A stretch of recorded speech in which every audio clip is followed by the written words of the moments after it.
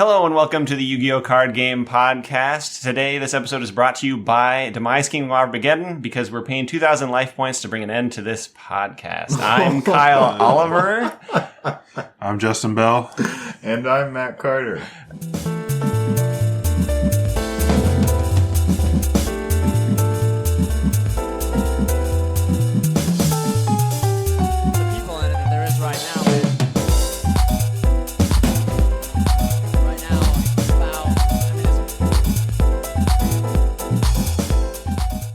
What do you think of my intro? That was way better than I expected. It was okay. It was okay. I mean, yeah, it's a little outdated, not viable anymore, you know. Sure. People still play with rituals, though, so at least, you got to tell. Do they? I don't know. I don't know. We'll find out. I got some cards months ago that I read. I was like, goodness, these are crazy. They're like a book and like a quill. Yeah. And they just summon ritual monsters for like no reason. I don't know. Oh. So that's beyond the scope of, I think, what we're going to talk about. That's fair. What are we going to talk about today?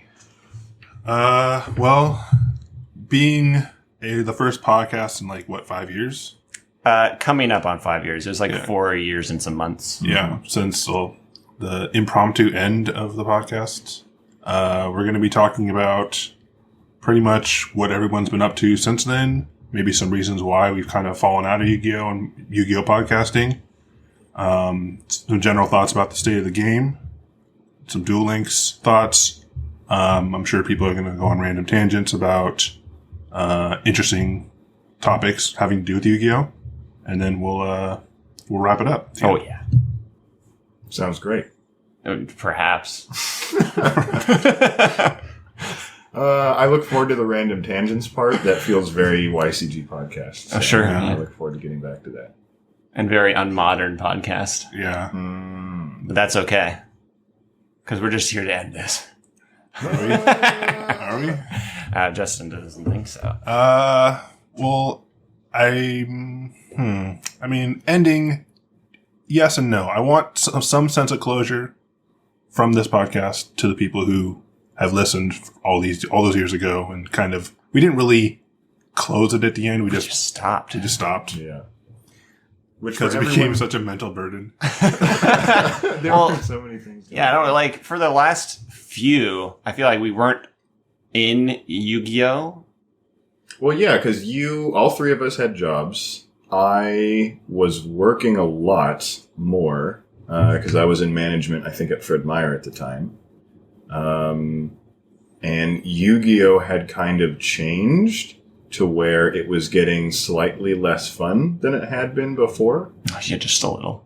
So sarcasm, of course. You add the podcast to all that, the podcast, playing the game, keeping track of everything that was going on to stay current, and then us just meeting up to play. I think we kind of was not doing happening less and less and less, especially, well, I mean, it all coincided with the downfall of our local Yu-Gi-Oh! Joint. Yeah. Oh, that's true. So we were less frequently playing at all.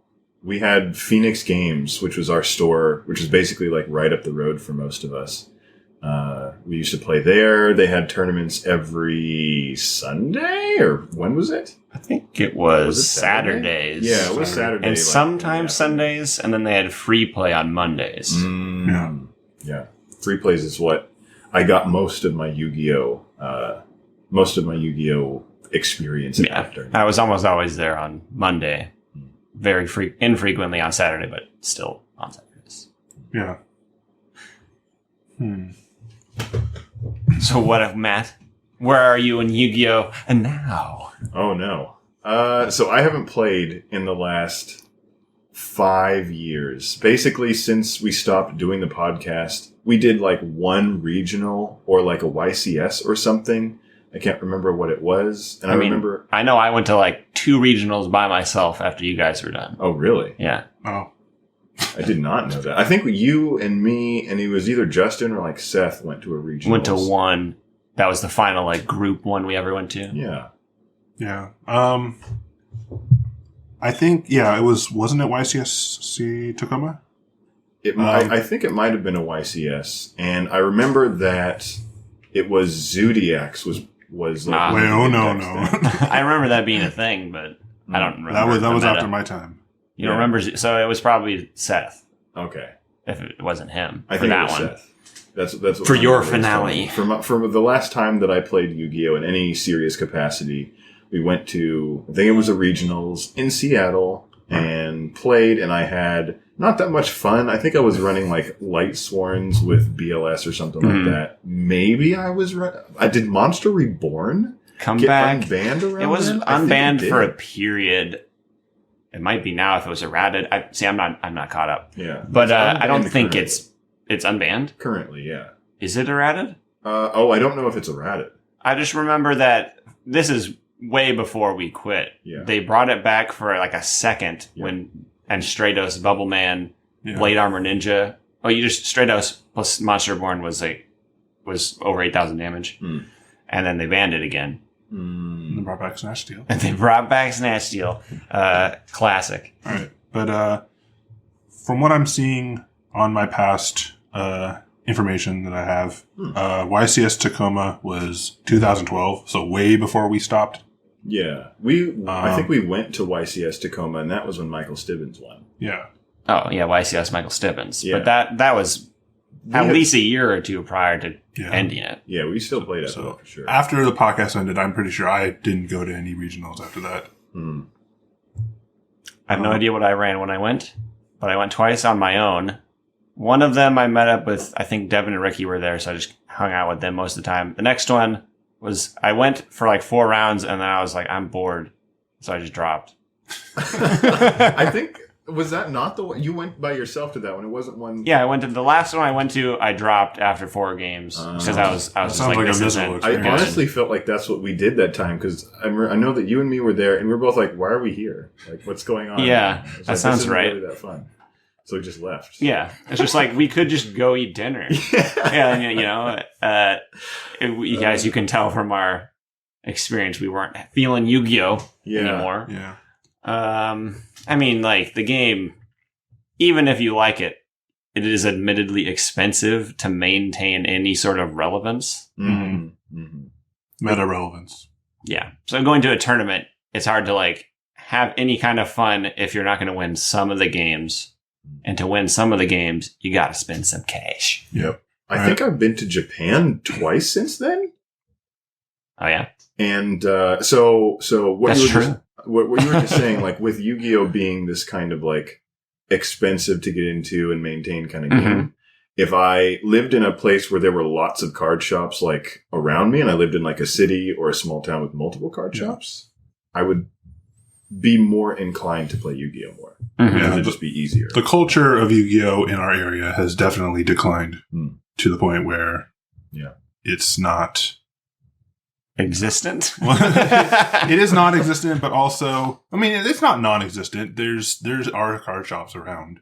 Yeah, I mean, Kinda but like, farther away. almost in a sense, you could have seen it coming, us not playing, because the people who play Yu-Gi-Oh don't reach a certain age. So it's like, even when we were playing, it was just the certain age group. Everybody above that was either like a Magic player who just dabbled, or didn't play Yu-Gi-Oh. So it's almost like we aged out like everybody did. That's just a thought on the side. There are I a just few had. dads. Yeah, but that's because their son played. Oh, yeah, true. True, very true. So, like, if we had children and they played, maybe we would play again. But that's an aside. Yeah. So, just a brief, we'll go around in a brief blurb about what life has been like for us. Yeah. Like our personal stuff, just since the podcast ended. Start with Matt. Okay, life since the podcast ended. I am no longer working at Fred Meyer. I was a manager in the electronics department there for a little bit, and now I work at a local pet treat manufacturer in Redmond, right next to Microsoft, basically. It's called Catmandu. We just make chicken treats and salmon treats for If somebody has a vendetta against them, you're naming them the location out, and the bombs are coming. Our treats are yourself. addictive, so if you have a vendetta against Catmandu, something. So the Yu-Gi-Oh card treats for cats. Maybe one day we'll have little Yugi shaped cat treats No, with the please. spiky No. Oh, sorry, Millennium cat treats. Millennium. Oh my gosh, all the different Millennium items in cat treat form or dog treat. Anyways, Justin resists cringing. Look at that. I got these new online streaming words like cringe in my vocabulary. right. My vocabulary has increased since the last time. I'm we sure did it the has. podcast. You've also lost some words you don't remember. Oh no, he's right. I have purchased several of those special edition boxes of Yu-Gi-Oh cards. I think I have 2 gold series packs and a tin and one other small thing that I just haven't opened yet because I'm one day this will be interesting, but I don't need to open it. No, I've done things like that where it's I see a card or an existing thing and I'm like, yeah, but when I get back in, I'll want that. Exactly. And I bought a structure deck or something. Yeah, you bought the Shadol structure deck came out or something. I don't think I got that. No? You probably I had should. everything. Just I don't. I should, right? So wait. Well, it's just if I'm ever going to get back in, Yeah. gotta play Shadows. playing the long game for that box opening video. Sure. Yes, Wow. the long game. See, no. Yu-Gi-Oh card game podcast box opening. The new hotness, Matt, is to buy ancient copies of first edition Pokemon cards Mm. and then spend erroneous amounts of money and open them on a stream. Yeah. I've seen pack openings happen So, more frequently. yeah, pack open, I don't know. Content that I thought was undesirable yet still was wanted for some reason. I don't like pack openings. Well, it's kind of like streaming a little bit, I feel like. Yeah. Where it's you get Vicarious. vicarious enjoyment. Of Yeah, opening yeah. something. But Not I something. understand what's happening. I just think it's kind of disgusting. Yeah, I wouldn't watch it personally. it's a reason. Also, I'm not personally spec'd into that kind of enjoyment. I mean, it's the same reason why people watch people roll in gacha games. Just Mhm. because you don't want to spend money, but you want the thrill of seeing what people get. You get a little bit of the dopamine that they're getting too. Yeah, isn't that disgusting? Yes, hence my disgust. All right, so I guess we'll move to Kyle. What have you been up to? Let's see. I may or may not have already had my new job during the last couple podcasts. I don't work pizza. I work at a metal fabrication shop. I operate a laser, which is less exciting than it sounds. It's more like I operate a giant printer. Yeah. And I run I use CAD programs and graphic design programs like Illustrator. So what you're saying is you could laser print a bunch of Yu-Gi-Oh shaped items. I have done that. I remember at one of the Christmas parties, I made wooden etched Egyptian god cards to give away. Yeah, and I didn't get one. And it went to White Kevin. Yeah. He escaped to New York. Those were actually really cool, by the way. Just the other day, and by the other day I mean yesterday, I made acrylic Pokemon badges for the first region, and they are all basically made out of mirrored acrylic, so they just look like they're made out of mirrors. Did you bring them here? I gave them to someone else. Ah, I did have you a take photo. pictures? I do Okay. have a photo. You gave them I to totally someone? And then I put them in a cool looking case with a felt back. So it looked like they were badge case. Huh? It's a badge case. it's not a case because it's standing sideways 45 degrees. You can look at it. It's almost like it's in a picture frame with a felt backing like you would find a diamond ring on. Kind of like a display. Did someone it's a display. commission you to make them? No, I was bored.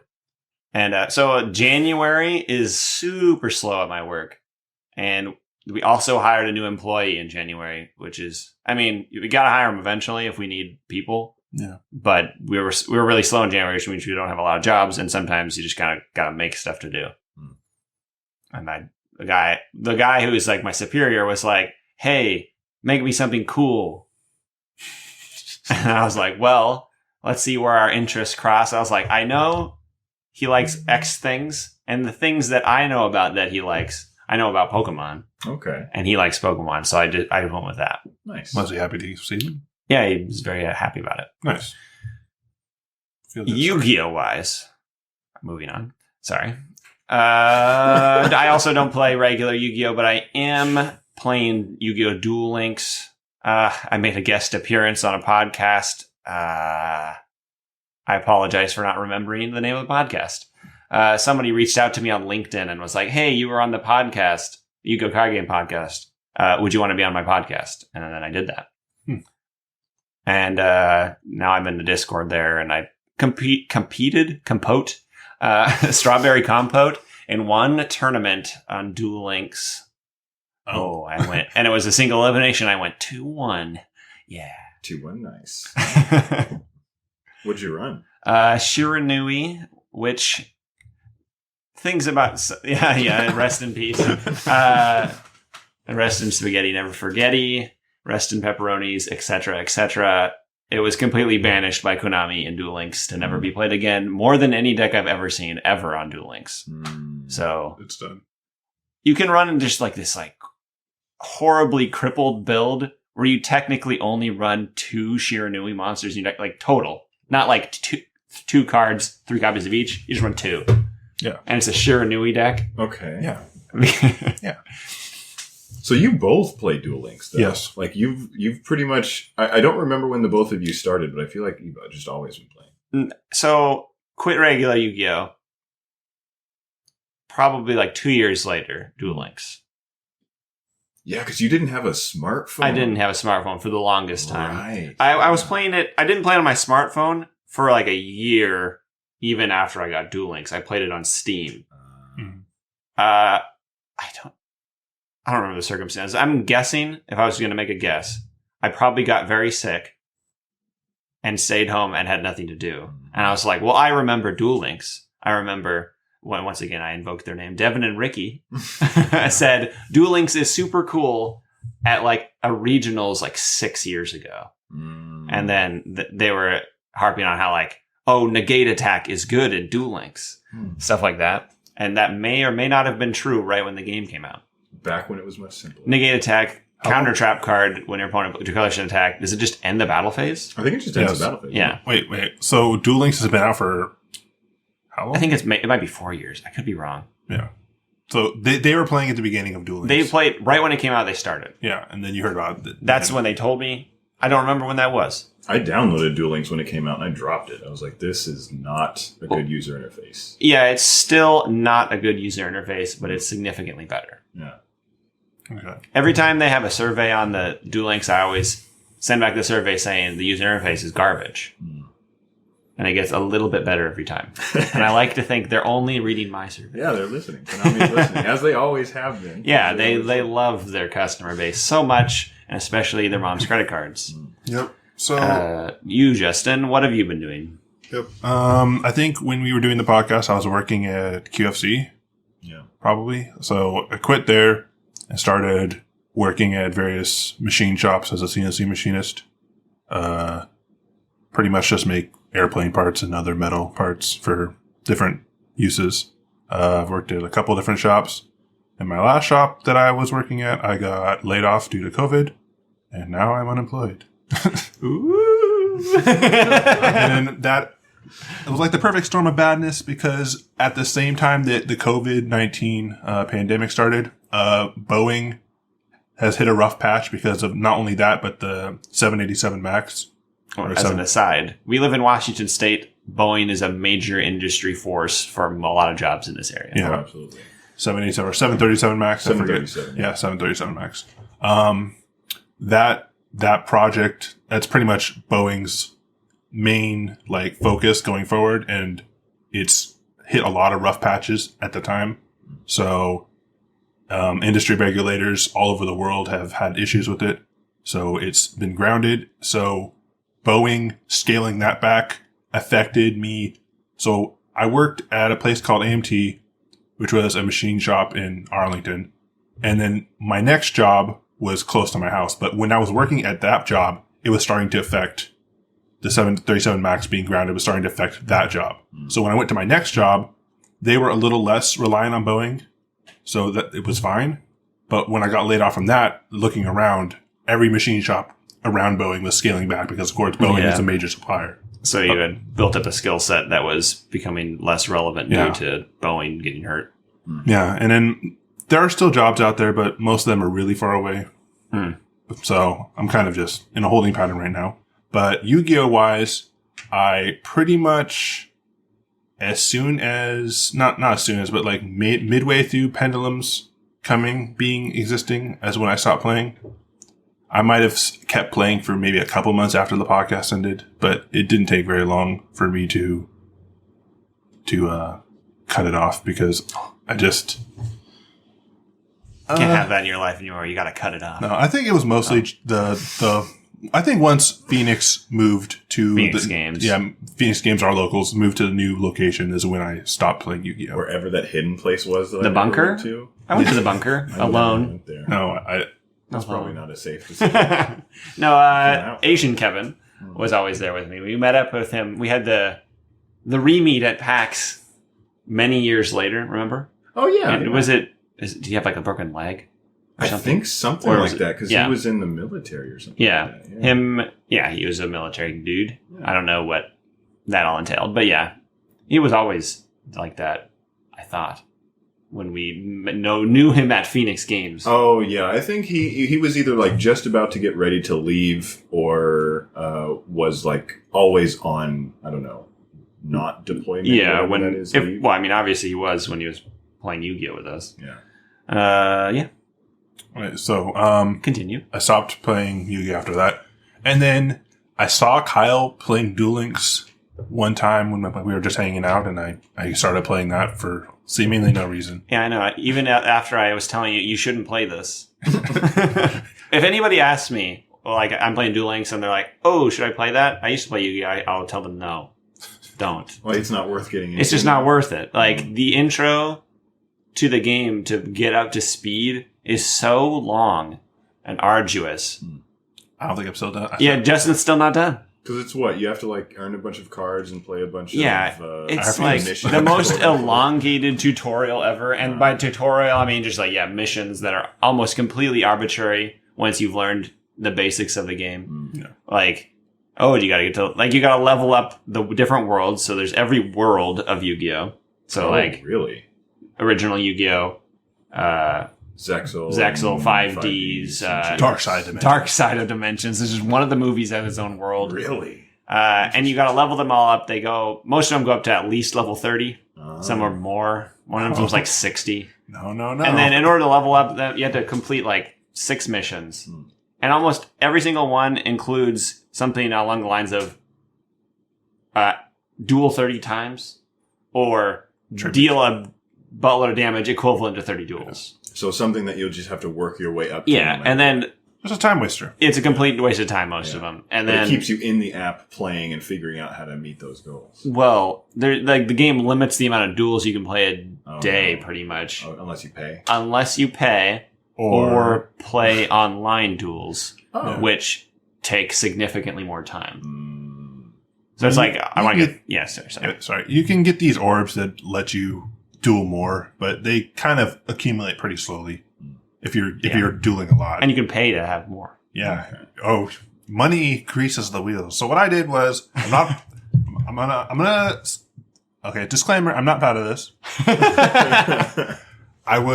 This is one of those. I mean, there's sometimes when in life when you're doing something and then you look back on it like a couple years later and you're thinking, I wish I could take that back. Yes, let's couch this with the reasoning. Yeah. Like, this is one of those things where I wish I could have that back. I wish I could take that back. So I started doing, I was like, okay, I'm going to play how Kyle plays. Kyle's completely free to play.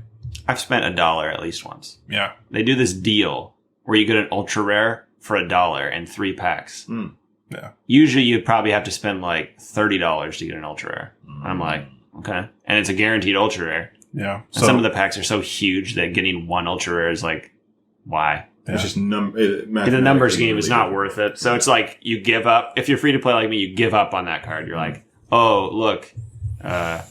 good ultra in a 180 pack. Yeah, card box. And you're just like, 1 in 180. Wow, good odds. I'm not going to go into that pack. And then once you get the free one, it's just like, oh, I can get that roll for $1. Like, I'll take the $1 one. That's about it. Like I was saying, Kyle's completely free to play.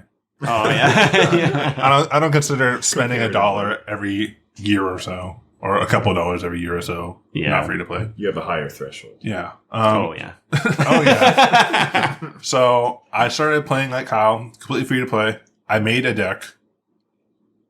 Sort of. I made half of a deck, and I was like, what would be great right now if I spent a lot of Another money. deck. Yeah, another deck, And if I spent relatively a lot of money to make it happen. So I completely skipped the tutorial of the game, which is dueling and grinding and like getting skills and stuff. Oh.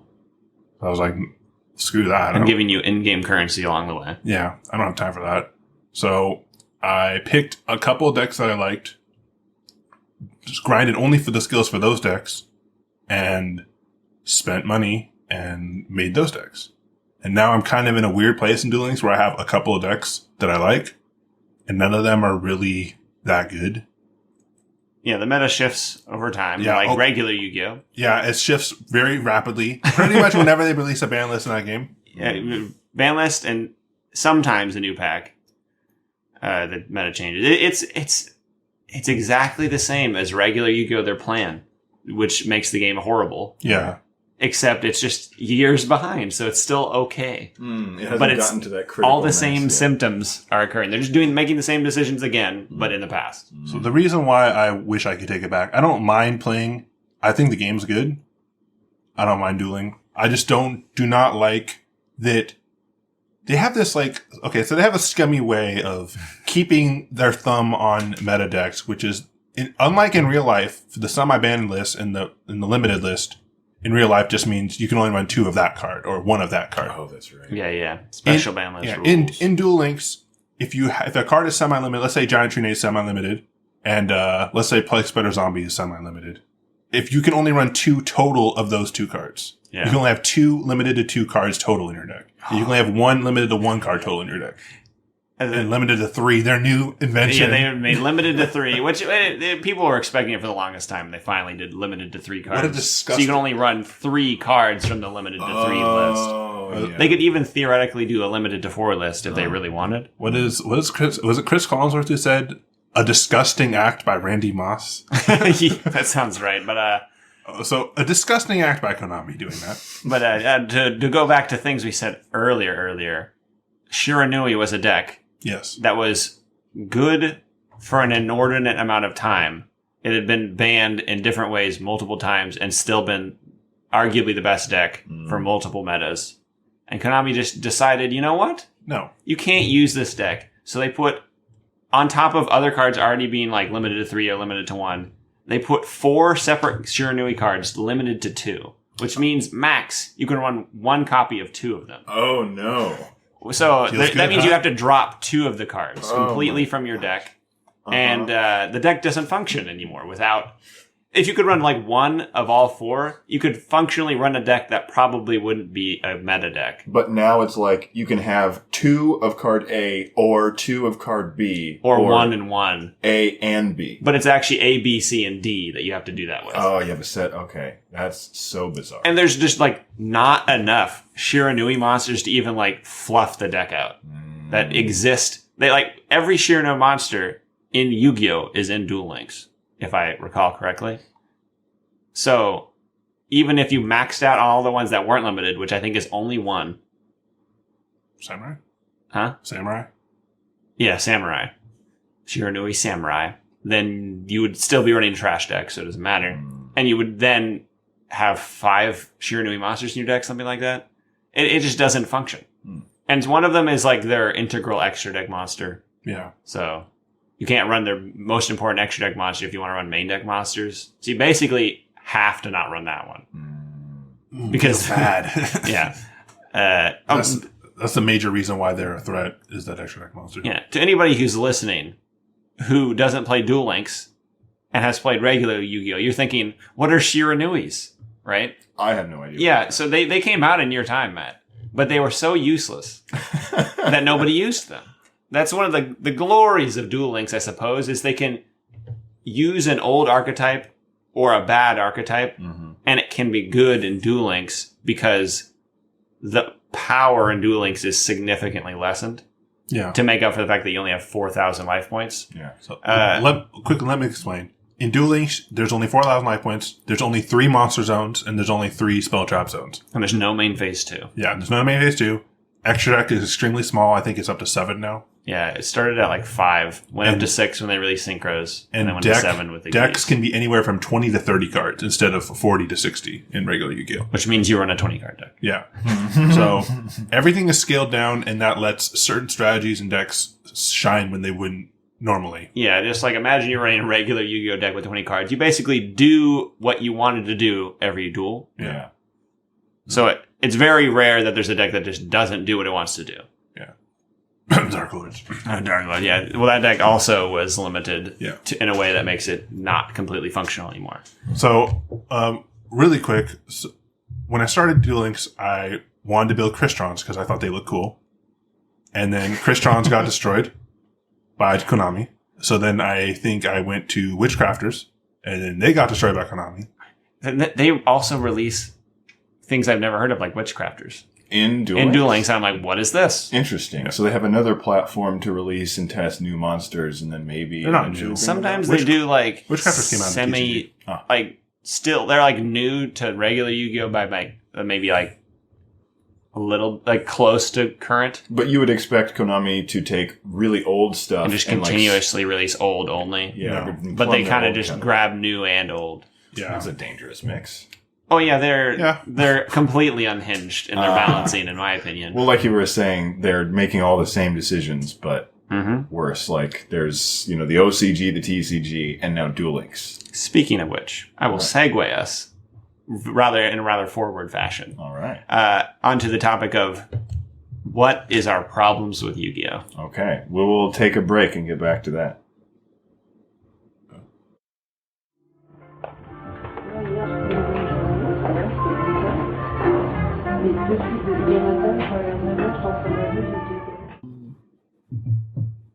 And we're back again. Like I said, reasons the game has declined or that we don't like the game. Could be a multitude of reasons. Anybody got anything off the top of their head? Plethora. Maybe later on some things we still do like about it. Sure. Yeah. Well, I mean, that's just why did we continue?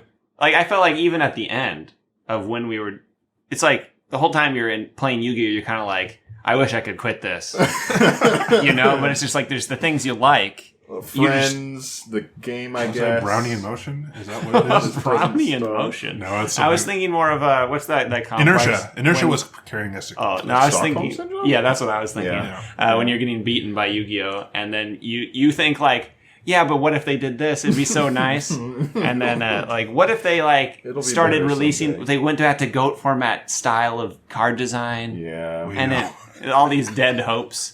I just looked up Brownie in Motion. Exactly not what I was talking about. Great. Sorry. So, sure. Matt. So, let's see. I wrote some stuff down here. Let me grab... Oh, okay. All right. So, when we went to the regionals, one of the two, I was running Dino Mists. And Dino Mists, yes! I really liked Dino Mist. That was great. It's a pendulum archetype. Water machines? Yeah, or are they water dinosaurs? machines. They're water machines. Okay, so you can run like Cyber Dragon Infinity and Limited Removal. And They're level stuff. 5. I think I vaguely remember this. Level 4 and 5. Wrote an article about it. Forgot you went out on Dino Mists. Yeah. It's so unmanned. It was a great time. And I remember going to that regionals, and they had Performa Pals, Perform Mages, those like Draco Slayer cards. And I was like, what is this? I was so angry. I was like, who designs an archetype with 3 archetypes in it? Because there's like Perform Mage, Unlimited Monkey Performa Board? Pals. Yeah. And then Oh, there's, no! like- Is yeah. it still? I don't know. It's It might be banned. I think Yeah. Monkey Board and Kieran or something are banned or something Yeah. like that. Kieran, I love that card because it was unfair. So it's I just remember being like, not only is this game mechanic Plush Fire was stupid. also banned. What was Brushfire? Plush Fire? I think? Yes. Fire. Performa Pal? No, it's there. I forget. It's one of the sub archetypes. Sure, I'm whatever. pretty sure it's not Perform Bow. Things were banned from that time. This is a part of the ban list cycle. Note that. We'll get back to the reasons why Konami sucks. Yeah, and that too. So I'll throw. Do I have it here? No, I don't. Okay. Yeah, it's Perform Age. Ah. Perform Age Plush Yeah, it's Fire. Performa Pal plus made, they just mushed them all What together. an absolutely disgusting card. Sure. There was many. Oh, I remember that. I remember the look of that, and I remember playing someone, and someone. They were just doing so much more Meta Knight Syndrome, playing a bunch of cards, and I was like, I don't even care enough to follow what's going on anymore. And that's when I knew I was like, I should probably leave this game because I think this mechanic is broken. And this archetype is broken, and you can't have these two things. So just to summarize what you just said. Yeah. So you went to regionals with Dynamist. Yeah. And then you saw this really broken deck that did pretty much what you wanted to do, but way, way better and faster. No, I didn't want to do that. Oh, okay. What your deck wanted to do. No. Dynamist is Dynamist is a like really straightforward pendulum archetype that focuses on taking control of the battle phase. So like Dynamists attack.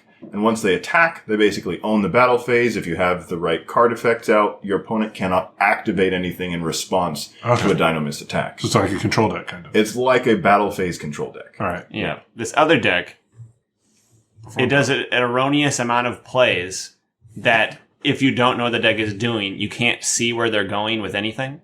So the only way to know what's happening, because they're doing so much, is to just know everything about the deck. Yeah.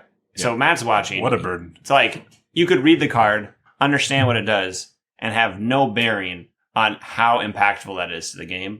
Right. And they do so many effects that are like that, it's almost impossible to learn while playing the first time what is happening. And it's such a flexible archetype, and there were so many cards that blended into that deck that it was like, it wasn't easy to understand the consequences of my choices and their choices without understanding how the deck played. Like 3 or 4 of cards in that deck got banned. Oh, so yeah, I was about to interject, but then I'll let you continue. That Konami also realized that Pendulums was poorly designed, and they have since completely like neutered the design of it. Exactly. They made it so there's no longer pendulum zones. So we stopped before they made. If you're from New Yu-Gi-Oh, we played while the pendulum zones existed. Now they're your left and rightmost spell and trap card zone. So you now play with 2 less slots if you're running pendulum monsters.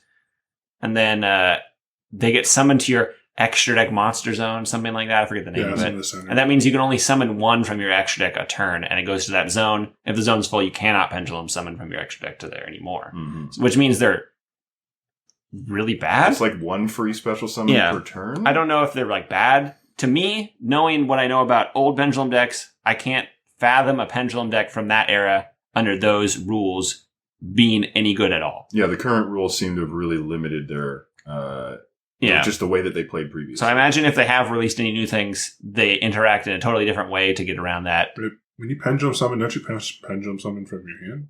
You can pendulum summon monsters from your hand within the levels of the 2 monsters in your pendulum zones, or pendulum monsters from your extra deck.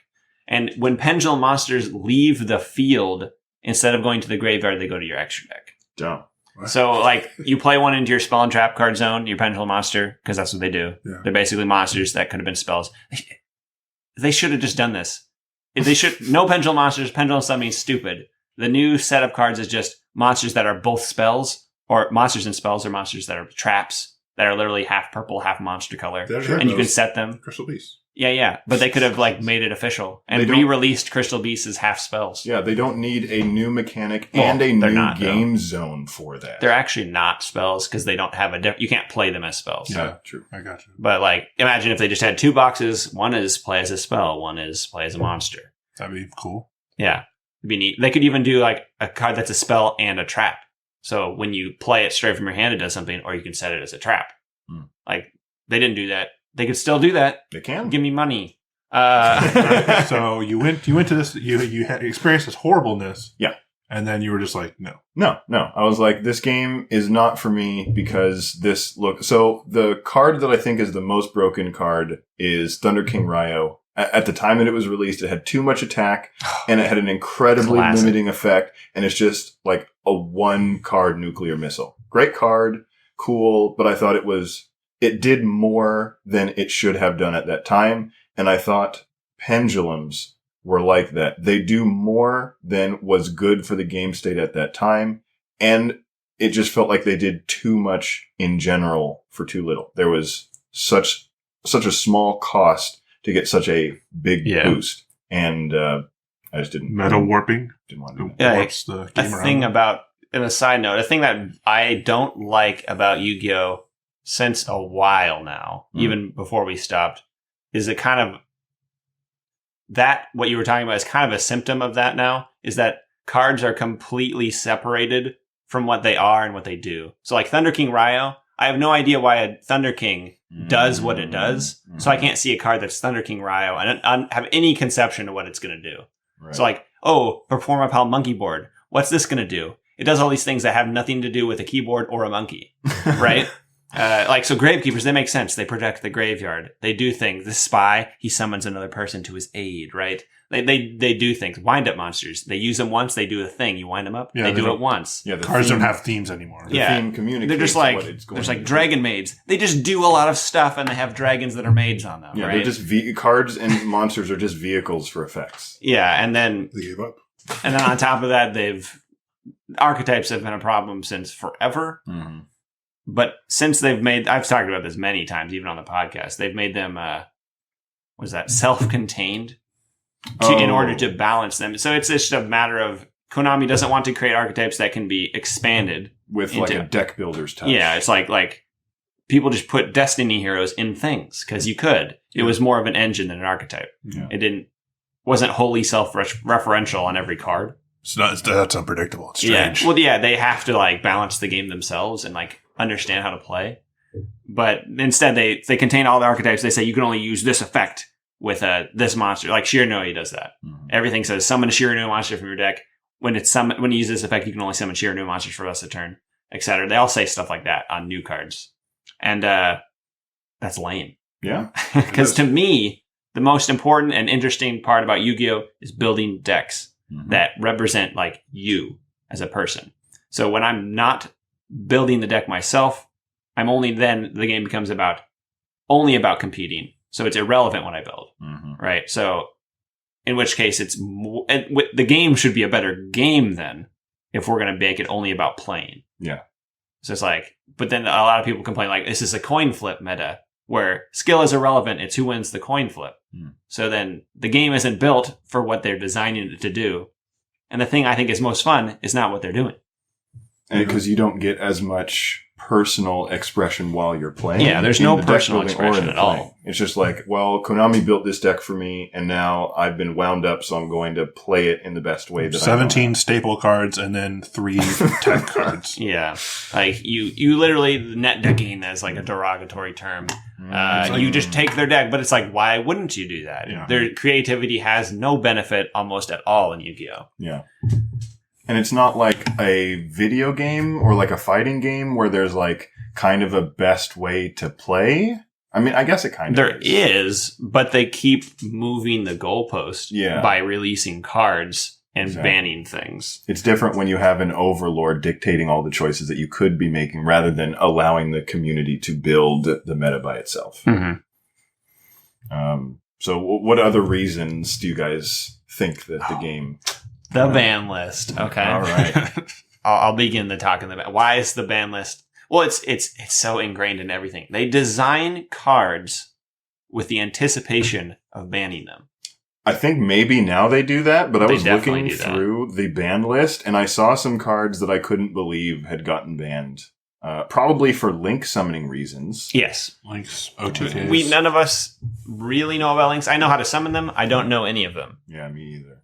And I know what they do, and I know that they expand the extra deck zone, and I don't know if it's happened yet, but the rules changed to where you can summon fusions, Xyzs, and synchros in the non-extra deck monster zone to open up play for old decks. As of April 1st, 2020. LOL.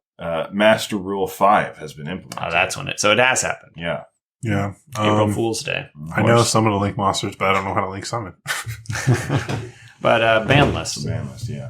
Not good. But it is my opinion, with no way to prove it, that they release cards that are overpowered with the intention of banning them in the future. They may not know what card they are banning when they create them, but they'll create an archetype knowing full well that it is better than all the decks that exist. Mm-hmm.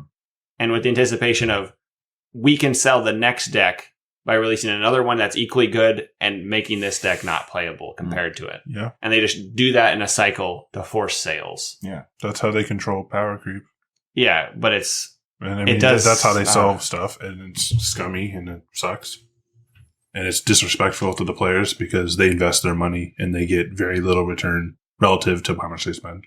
Yeah, it's like, oh, I got to spend $100 a deck because Yeah. that's how inflated the market is for Yu-Gi-Oh. It's like ridiculous. Probably Probably not very good anymore because COVID, but Yeah.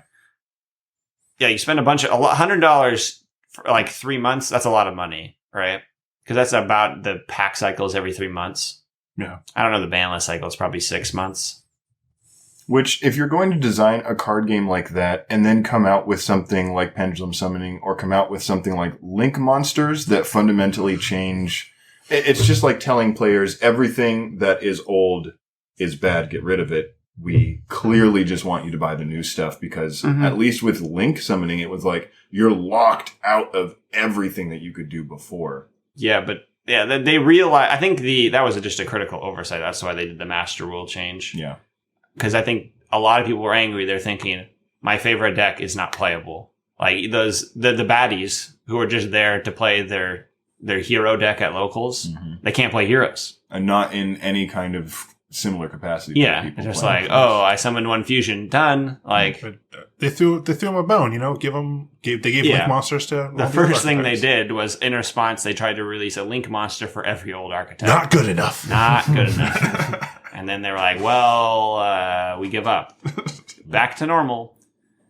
Ha. So, just a really quick introduction. The reason why I stopped playing Yu-Gi-Oh! And the reason why it has to do with what you just said. Sure. I was playing Ghost Tricks. I think that's the last deck that I was making. Yeah. And I think I went to regionals or locals and didn't even feel like I had a chance. And it wasn't even, Ghost Tricks weren't even like super old. I think it may be like a year old when I stopped playing. Maybe like a year and a half. And So I just completely eclipsed from. yeah, just being completely. I just felt like I was there, just as kind of like a sideshow. You were there so somebody who was running a meta deck who wasn't good at dueling could beat you. Yeah, like And they would then move up a table and lose to someone who knew what they were doing. yeah, it made me unhappy because there were a few duels where I knew that I could feel that I was better than the person. Like the person was less experienced. I didn't really know what was going on, but the plays that they had because they were running meta decks were so much stronger that I couldn't even out what they were doing. Mm-hmm. Like, and in Ghost Trick, it's kind of like a control deck. So if you lose control, then you pretty much lose because you don't have any like broken cards that get you back into the game once you don't have any plays to control them. Facts. So I did that, and then I stopped going to locals, and then that's around the time that Brian's locals moved to the warehouse, wherever it's called. Yeah, it was just a warehouse in the middle of nowhere. I just didn't want to go there. I don't know. It was a mental thing. It's hard. It's hard to He explain. shrugs visually. It's hard to explain. I don't know. That made it more inconvenient for sure. But also around that time was when that happened, and then I just started getting less interested in Yu-Gi-Oh because Kyle and Matt were kind of getting out of Yu-Gi-Oh in that Yeah. time. We weren't doing Yu-Gi-Oh hangouts and like practicing. People that we knew that were playing Yu-Gi-Oh were either like moving on or moving away. Or scumlords. Or scumlords. So That's that, something we talked about in the break while we weren't recording, but yeah. the Yu-Gi-Oh community and culture is scummy, Yeah. to say the least. Matt says he may disagree. I don't know. I was just thinking of how it's like, has always felt to me in between the Magic and the Pokemon player base, Sure. where I don't agree, but yes. Pokemon Continue. feels like, I guess, for kids or definitely. and even not just for kids, but for like a gentler type of community. Yes. And then there's Magic, which is just kind of like, I don't know, maybe more anything goes, but it's still kind of curtailed by the Magic company, by Wizards of the Coast, that I feel like they listen to their players more. It's professional. And Yu-Gi-Oh is for thugs. Yu-Gi-Oh! Exactly. is for thugs and wayward teens. It's not in between. It's like a triangle. And then Yu-Gi-Oh! It's in between age-wise, Yeah. but It's like a rebellious culture-wise, teenage. Cultural-wise, it's different just because of the age almost. It's nowhere close to being in between kid and adults. As far as like broad appeal, it's like kind of like rebellious teenager. I don't even know why either. Like what? It's like, oh, I guess I kind of know why. It's like Pokemon obviously appeals to kids. It's targeting them on purpose. Right. So kids who want to play a card game are probably going to go there before Magic or Yu-Gi-Oh. The game is simpler. It's more colorful. Pokemon. They're adorbs, you know. Exactly. And their parents will take them and are more receptive to having them play Pokemon. I remember when there was a group of parents who read Sword Stalker from the old, is that Kaiba or Yu-Gi demonic. Yeah, he like devours the souls of people he kills or something like legit that. demon. Yeah, and then the parents were like, oh no, can't have kids playing this. Yeah. Right. But and then Magic is appealing to like D&D, D&D, fantasy. which is a much mystery. older audience. Yeah. Yes. And so we're just kind of, it's almost like Yu-Gi-Oh's the leftovers. Okay. And then Interesting. the people who aren't, like the people who are like too cool to play D&D, Yeah. don't like Magic. Nerds. But though, if you're too cool for D&D, you're way too cool for Pokemon. I mean, that I think is hands down the truth. So, You want to go play with some kids? yeah, it's like, you're too cool to play with kids. And then it, like, all these like kind of like wannabe gangster types end up relegated to Yu-Gi-Oh! And they're kind of slimy. Where they thrive. Yeah, they thrive. And then for such a hands-off company to be running it, of course the Slimers thrive. Yes, exactly. There's very little. I mean, there is regulation, but there's when you go to a Pokemon or a Magic, You feel the support. you feel the support. You feel like the judges are professional. Like everything is like curated and nice, and there's clearly structured rules and everything. You go to Yu-Gi-Oh! The regionals. judges are partial to certain players. Yes. So that was another reason why I was kind of done with Yu-Gi-Oh! Is because Rob got like he hammered got by obliterated. Konami for no reason. One of our I was last like, podcasts was him going on and saying what was happening. Yeah, and Well, I was like, yeah. this is so dumb. Like a person who essentially was a friend of a judge lies to the judge to get him banned, and then he was permanently banned essentially. He was banned for a year, and Yeah. he stopped playing. And I Yeah. was like, you know what? This isn't cool. I don't want to support that. Yeah. So Yeah. you go to Yu-Gi-Oh! Regionals and you can. It's kind of not good. I mean, You it's can like steal someone's cards, you steal- steal their binder, you can pay money under the table for their cards. Scams everywhere. Yeah, People yeah. scamming each other, and then people trying to rule shark when they're playing. Oh, yeah. Judge will walk by as you're handing someone money and say, oh, no monetary stuff, and then they'll just ignore it and walk on. Or like when you're playing them, they'll try and like rule shark you, or like shuffle their deck, stack their decks, or they'll try to like purposely slow play and go into time so they can like win. I mean, it's so bizarre. Sorry, I'll speak. But Very good. it's like the one of the three that has no support. There's no advantage to winning. Like you win the tournament, you get some packs. You get more Yeah. cards. You get a couple packs. You know, you don't win anything. Maybe Except people are like cutthroat to win at Yu-Gi-Oh! They will cheat to win. They stack the deck. People get banned for cheating all the time. It's just like, you get just cards dumped on you when you play Pokemon. Yeah. Like there was like 100 people. I get like 40th. And I got a box pretty much. And I was just like, I was 40th. I didn't even do good. The prize support in It's just like, Yu-Gi-Oh! if is I got first, you get like 3 peanuts. boxes. Oh, in Magic. good. In Magic, they Why play, not cheat at Pokemon? But they don't. in Magic they play for like Well, they're gonna get actual something. cash prizes. Yeah. They have the incentive. Konami's got a policy, no cash. Oh my Yeah. god! And so it's strange to me that all the people cheat and try to get ahead in Yu-Gi-Oh! For nothing. It's I a mean, rat no, race. it's not for nothing. It's for the only things. Which It's is- for that little sliver of something that Konami. Yeah, made. actually, they're doing it because the only thing you can gain in Yu-Gi-Oh! is winning. is the knowledge that people knew you won. Yeah, exactly. So prestige. the prestige, that's all they can get. So I guess you got to give everything for the prestige. Yeah, you gotta get because those there's no numbers. other thing to get. Yep. So you got to lie, cheat, and steal. You go to a Pokemon regional, so you don't have to like watch your backpack, make sure that like no one's just gonna like come along and just steal it. Like, Dude, that's like the Yu-Gi-Oh thing. Wear the backpack on the front of your body. People are sitting with their backpacks at tables. Backpack on the front. you're right. You're not Don't wrong. want to get jacked. Yeah, getting jacked is just like Matt realized that he can see it in his mind. Everybody wore their backpack on the front. Yeah. It was so terrible. Just like, and it was normal. It's normal that you're in that state of trauma where it's like, if I leave my backpack, it's gone. We go to a regionals or we go to like a major tournament. The next Monday when we go to free play at Phoenix, someone comes up to you and says, "Hey, I got my stuff stolen." You're not surprised. No. People just get jacked.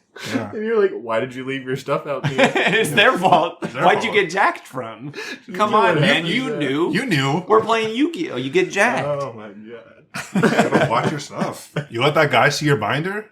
You were watching him the entire time, making sure you didn't slip cards out of it? Yeah, you stare at their hands on the pages of your binder the whole time. Tisk, Oh, tisk. yeah. And they're like, they have to ask, can I take this card out? You know, Yeah. everything. It's Yep. the whole shebang. There's so much rules I wasn't to the ready. exchange. I wasn't ready for the. Oh, for Justin the- got jacked. I've Yeah. been jacked. Oh, I was talking about something else. Oh, sorry. I wasn't ready for the niceness of the Pokemon too. Oh, yeah. Justin was banned for just like a menial Yu-Gi-Oh comment, yeah. but a criminal offense in Pokemon. They were serious. They are not. They are not playing around. Yeah.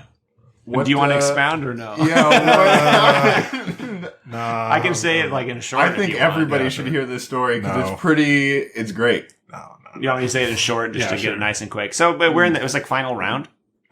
Yeah. One. So- Second to final round. So we're pretty far in. Justin's tired. There's a card called the Escape Rope. If you're aware of just regular Pokemon games, it's an item. Yeah. And there's items in the Pokemon card game. And someone played it, and it kind of set him off, and he basically said, you can hang yourself with that escape rope. And then he was banned from the tournament. It wasn't like in malice either. I was just kind of like, You can, like, in Yu-Gi-Oh! You can say, like, get effed and walk up from the table after losing, and you'll be fine. Yeah, you can like be like, that's effing dumb, and then be really angry, and everybody will be like, I mean, yeah. Like, I hope you die to someone, like...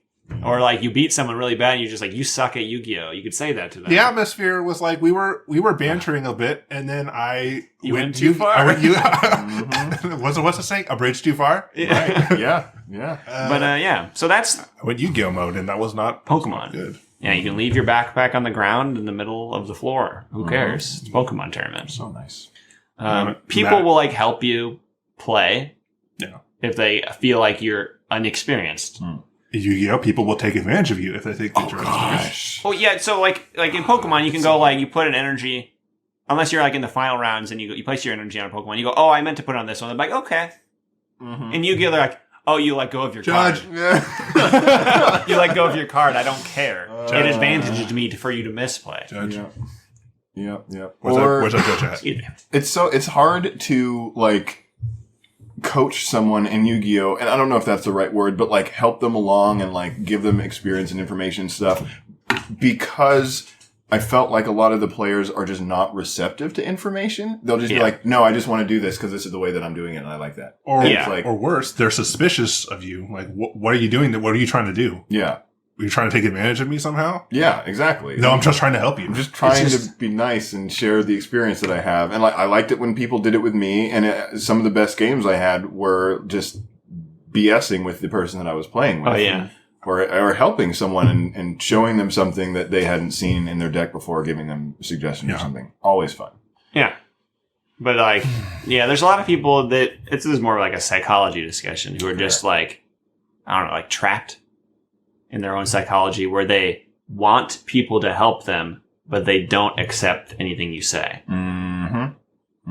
Just Yeah. stubbornness. You run into that a lot in Yu-Gi-Oh! At least at locals, I feel like. Yeah. Or if you're doing poorly at regionals, you'll play somebody who's like that. I think it's more of just a trust. Let's say trust versus they want help, they need help, but they have trust issues trusting the help that they're getting. Yeah, but it also involves them admitting something is wrong Yeah. with what they're doing. And a lot of the times they're in this like position where they think I'm doing everything right. And then they ask, what am I doing wrong? But they have started by saying I'm doing everything right in their mind. Yeah. And so when you tell them, well, don't do this, they'll say, but that's worked for me before. Yeah. And so you're telling me something that works is wrong. You're wrong. I should not accept what you're saying. And letting go of the kind of perspective that they're looking at their play style through is difficult. Mhm. They can't see from your perspective and share that and be Yeah. like, okay, I'll open my mind and see what this other person is saying. I know there's like a psychological term for what you're talking about, but I can't remember what it is. Yeah. Love that psychology. It's good Yeah. stuff. So I mean, unfortunate circumstances for people, but I like thinking about that. Yeah. just some brief thoughts on Konami as a whole. Oh, dirty scumbag, rotten, dirty poopy duty. Yeah. Their intentions are heinous and evil. No, I mean, they just want your money. Yeah. I And think then, you know, care that you know. I'm surprised that Konami is still allowed to make Yu-Gi-Oh the way that they have and control it in the way that they have, at least from my memory, because things like Fortnite and loot boxes on video games are being heavily looked at as tools of gambling. They escaped the overseer's gaze. Yeah, because card games, card packs are just loot boxes. They're gambling for children. No, they're experienced at this. They're an old hand at gambling. Yeah. Started as a pachinko company, I'm pretty sure. Yeah. Yep. It's, like you said, it's literally just the same as loot boxes. Mm-hmm.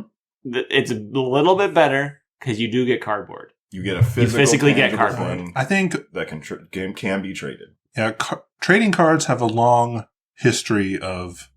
I mean, that history is working in their favor because when people look at Yu-Gi-Oh cards, they don't think of loot boxes, which are digital goods that don't actually exist. They're looking at they think like baseball cards, which are collectible cards. Mm-hmm. They have a collector's value, so they get this like special pass. Yeah, so it's even though it's essentially the Egyptian guard cards are worth $100, right? Mm-hmm. So they're collectibles. And to be fair, I think that's the major reason why people have a problem with loot boxes because they're digital goods that don't actually have any real world like value or resale value. Yeah, they can't be exchanged in any other kind of form. Yeah, they just exist in that game only. And for like the game and for like Yu-Gi-Oh and card games in general, like the other thing about Yu-Gi-Oh that made playing it and the type of community that it has form is because there was only one way to play. So all the different types of people were forced into playing advanced format, essentially. So there was only one format, but like Magic has some formats. And I mean, Pokemon just caters to a different,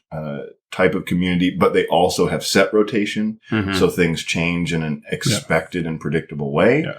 It's just significantly cheaper. And it's cheaper I think it's due to set rotation probably, but set rotation is better because for two reasons. One is you don't have like a Konami situation where everything's allowed. So they have to just like do really far reaching bans on random stuff when they create a new broken combo and inadvertently hit certain things that like make decks unplayable. So like you can expect they do ban list. Don't they have ban lists? Do you have a ban list in Pokemon? I forget. There is a ban list. I believe they've banned like 4 cards. Yeah, exactly. So with set rotation in Pokemon, if there's something that's broken or something that's perceived as great is eventually going to be rotated out, and then they can reprint it. Sometimes they reprint cards at their leisure based on the data that they've gathered on what decks, how decks made use of those cards when they were legal. Yeah, or if people are just like, I loved Professor Oak or whatever, they'll re-release it again, and then by their rules, you can just use the old one if you have it. Yeah. So when I was playing Pokemon, I didn't like set rotation, but now that I have the benefit of like seeing on Duel Links, playing Duel Links, and seeing how they handle like not set rotation, I think I'm not as opposed to it as I was before. Yeah, I think it was just we were coming out of the stream of Yu-Gi-Oh, and to us this is wrong. Set rotation. The trap though. Okay, so here's the trap. You think with set rotation I can't use my old decks? You can't use your old decks anyway. They're bad. Yeah. They have like, but there's the hope. Yeah, you have like informal set rotation because like they make decks obsolete by releasing new cards, and they do it in a way that's like not forward. Yeah, I mean we're praising Pokemon for the moment. Pokemon also has tons of problems. Yeah, they're also struggling from power creep. I mean, you still gotta pay to win. Yeah, etc. It's not like it's perfect. We're just in comparison to Yu-Gi-Oh, there's these things we like. At least in Pokemon, like when like if you buy a card, you know that you're going to be able to use it for amount of time. Yeah, for however long the set rotation lasts. Which could be a while if you buy a new card. If you buy a new card in Yu-Gi-Oh and they think it's broken or they think it's too good, not in line with how they thought it was going to be, next ban list, they could just nuke that deck and you're just done. Nuke the deck, nuke the card, establish another deck that's just like preying on your deck because your deck got super popular. So why not make an archetype that eats it alive? Yeah, they do that in Duel Links heavily. They go like, if a deck kind of goes beyond what they thought it would, they will just kind of like seed cards that damage the deck, like generic, but they don't do it in a way that's good enough. So right now the game is just dominated by Karma Cut.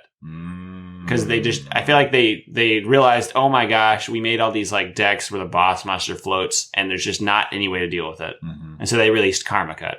And Karma Cut is just so much better than all the other traps in the game. That basically every deck that can run traps will run 3 Karma Cut. And Karma Cut is discard a card from your hand to target and banish. You declare a name of a monster that's on the field, banish it, and all copies in the discard pile. Discard pile, look at me. Graveyard. Yep. I've been out of Yu-Gi-Oh so long, I said discard pile. Oh, man. Playing up and down the river, spades. Discarding my cards. Love letter. Yeah. So, your thoughts on Konami? It's bad. Konami, it's just like, it's just kind of not surprising,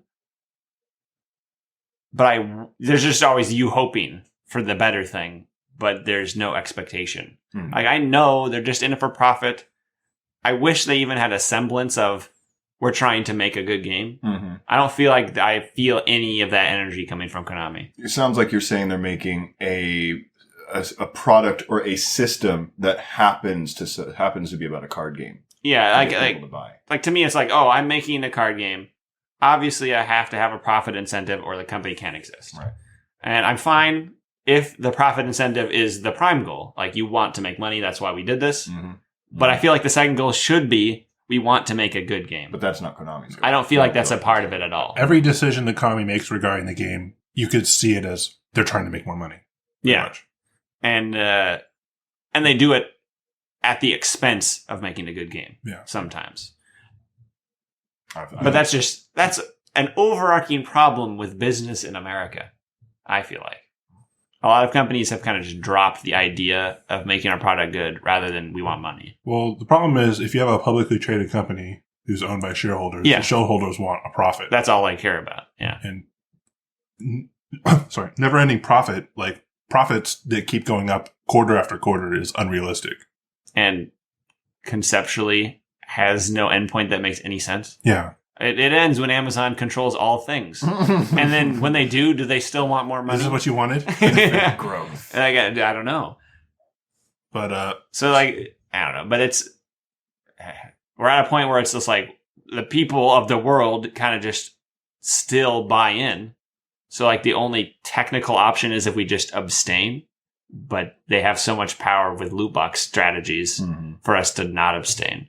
The other thing that's difficult is that Konami and physical card game makers are having to fight against online card games and online forms of attention taking. They're in a pickle. In that regard, I think that Magic and Pokemon are way ahead of the curve. They have an online platform.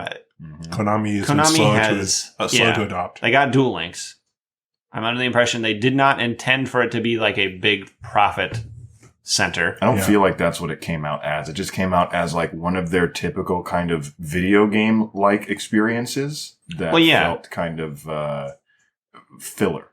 And like, I feel like at the beginning of Duel Links, it was probably just run by some like ragtag team who worked at Konami who wanted to make a game. But now that they're reiterating all the things that ruined Yu-Gi-Oh, which are profit motive decisions, it makes sense that like they saw profit here. And now we're going to start making these decisions. We're going to release cards in the same way, expecting them to get banned later. Keep one-upping the last pack so they buy the new one. And you have a completely different set of expectations in Duel Links because it's not physical Yu-Gi-Oh! It's a little bit more of an untested ground, and you can play around with the rules a little bit more. So you have things like, well, they have the 1-ofs, the 2-ofs, the 3-ofs, and you guys were like, well, they could do a 4-ofs if they wanted to because it's just like free. The other small advantage they have in Duel Links is that because it is behind, they have the power of foresight to know things to not put in the game. So they'll release unfinished archetypes, and like I'm sure like a lot of people are just going like, oh, but I want X in my archetype. But Konami's like going like, yeah, but we know what happens. So they just don't give you that. And if they do give you that, they wait until way later when the meta of the game is like caught up and they're like, okay, now you can have Stratos, right? They did that with Heroes. Like, we just got Stratos fairly recently in Duel Links. But for the longest time, it just wasn't in the game. They just had other things. But they can give us cards that are banned that don't have the things around them that made them banned. Sure. Like Stratos, where we can just have 3 Stratos. It's not really a problem at all. is just a good card. And there's like no chance of Monsterborn existing. No chance of Yugioh working. What are you talking about? Yugioh is a skill in Duel Links, not a card that you can get. I still got bought by Exodia. Making me unhappy. You lost to a bad deck?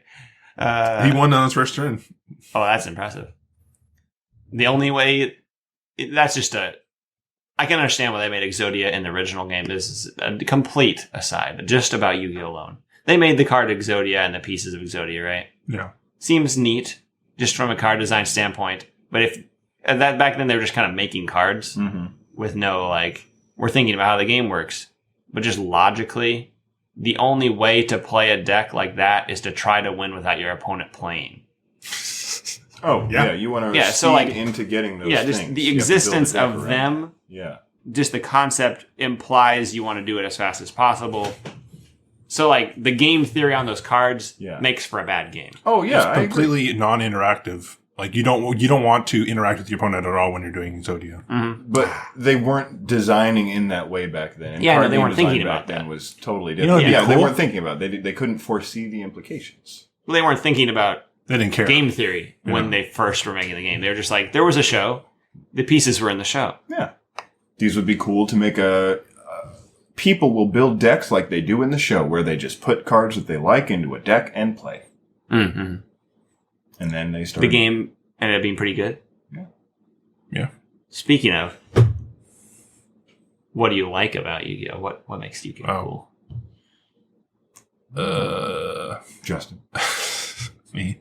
Mm-hmm. Or was it all just a scam? You got addicted to Yu-Gi-Oh drugs and you're just quitting, and it was not good at all? I still like certain archetypes. If an archetype has monsters that I like visually, then it makes me want to play them.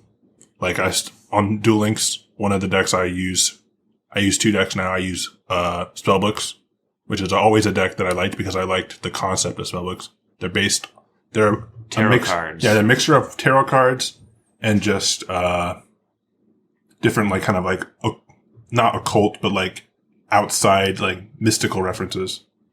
And I just like the design of like how they look. They look nice. Yes. Yeah.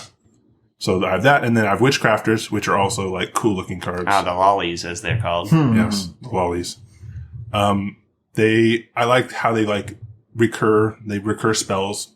They have, so 2 things. If a deck has stuff I like, then I like to play it if they have unique mechanics that you can't really do with any other deck. Then I also like Witchcrafters. If you control one and you didn't use the spells and they're in your graveyard, you can bring them back to your hand. So they spend spells to do stuff, and then they get them back. Yeah. So no other deck can do stuff like that, which is awesome. It's pretty cool. So that's pretty much what I like about Yu-Gi-Oh! Now. I don't like, obviously, I mean, you've heard me talking about it this entire time. I don't like the competitive aspect very much. That'll segue into our next thing after we're done talking about this. Sure. Yeah. But also, I'll expand on that more later. That's what I'm saying. I don't like Konami at all. I don't like Money. Yeah, I don't like the decisions they make. What? I said, don't blame you. I don't blame you. Anyone in real life who I'm not friends with, who I don't really like them either. Oh, okay. But I was just going to say, by the way, Konami, we will accept a sponsorship. No, totally. We are also Co-Money. If you want this show back on the road, Konami, you just let us know. We will turn this around. We'd love Konami potentially. If I'll you give show us over money. Konami. Yeah. Yeah, whatever. I don't care. No, you torpedoed. Subsidize us back into the game. Get sponsored by someone else, not Konami. No. Sure. Yeah. There's a lot of profit in the Yu-Gi-Oh! Podcasting business. There is? No. Damn. Yeah, that's pretty much what. Not disrespectful when I say that I don't like. It's just like most of the experience I've had playing people in real life in like competitive or settings is not good. Mm-hmm. So I mean, if I see you at a locals or something and you're cool, then I'll be cool with you. You're cool. If I play with my friends, obviously they're cool.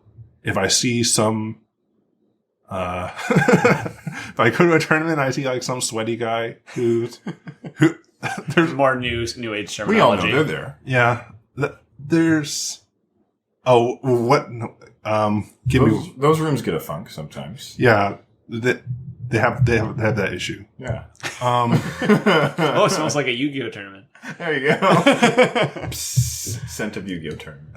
No, there was a joke that I had, but I forgot it. It had to do with acne. Oh, Maybe it's for the best. I forgot it. But yeah, that's that why might have burst right on you. I mean, if you had asked me that question like 5 years ago, I might not have been able to be as concise. But being so away from the game and only having the luxury, I mean, we're all adults. We don't have unlimited time. So True. having to make decisions about how we spend our time and not having the luxury of just pretty much unlimited time because we're not doing anything else gave me like perspective on if I want to spend my time on Yu-Gi-Oh, what would I be willing to spend it on and what would be unacceptable? Like I would just be doing it and think to myself, why am I even here? I could be doing something else. Yeah. I mean, it's like about the same profit as playing any regular video game, playing Yu-Gi-Oh. Yeah. Right? Except you pay a bunch of money and have to go through a lot more time. Yeah. Yeah. And potentially like unpleasant situations. Yeah. And to get maybe the same out of it, maybe worse. It's just like you could just play a video game alone. Why not? Playing at locals, I like that. The locals experience was like one of my favorite parts of Yu-Gi-Oh. Playing with my friends, also good. And playing with archetypes I like. That's what I like about Yu-Gi-Oh. What about you, Matt? I like the seeming openness with which Yu-Gi-Oh is designed. Yeah, good. I love that they can have tribute monsters, fusion monsters, ritual monsters, Xyz monsters, synchro monsters, link monsters, pendulum monsters, all in the same game. And for better or worse, it still functions. I think that the ability of them to invent new monsters and slowly change the game over time in that way without, in addition to doing the standard card game thing, which is adding new mechanics into the standard monsters that you have, I think that's all really cool and was one of the things that made Yu-Gi-Oh really fun for me. I loved Xyz monsters as a concept. I thought the resource system was just really solid. It was as if they had made the perfect version of the extra deck monster when they created Xyz to me. Yep. And they had been working on it the whole time. I mean, Yu-Gi-Oh is all about putting two magical creatures together to get some kind of other awesome magical creature out of it. Gaia, the Dragon Champion, Blue Eyes Ultimate Dragon, Black Skull Dragon, whatever. And Xyz monsters followed all that progression of the different types of monsters. And I just thought it was really cool. So that was one of my favorite things. And then... You don't like creating a gate to summon infinite monsters? What? Pendulum summon? Yeah. That wasn't the same. It was just wrong. That was just bad design. Added an extra game to the game. That wasn't Yu-Gi-Oh being added. How do they say it? A perversion. It was a perversion. We already had special summoning. They just made it better for only a particular type of card. Right. It's just these new cards special summon better. They're better. And go to the graveyard better. Yeah. And like extra deck monsters, everyone technically has access to, but not Performer Palace, I'm still scarred, but pendulum monsters were like a new game mechanic and a particular type of monster, all in one that goes like in the main deck initially. I can't really explain too much more than that. I'll try to expound. Yeah. Xyz monsters benefited every existing deck. Yeah. Yes. They were just an expansion of the game in a way that made every deck better. Even if some decks were more better, in a terrible use of English. More better, but you know what I meant. Yeah, I mean, you're eventually going to get like archetype Xyz monsters and all that stuff, but in general. But pendulum monsters were an enhancement of the game where the enhancement was only an archetype. Essentially. And it's like a new game mechanic that was only just one archetype. It didn't really affect other decks in any way.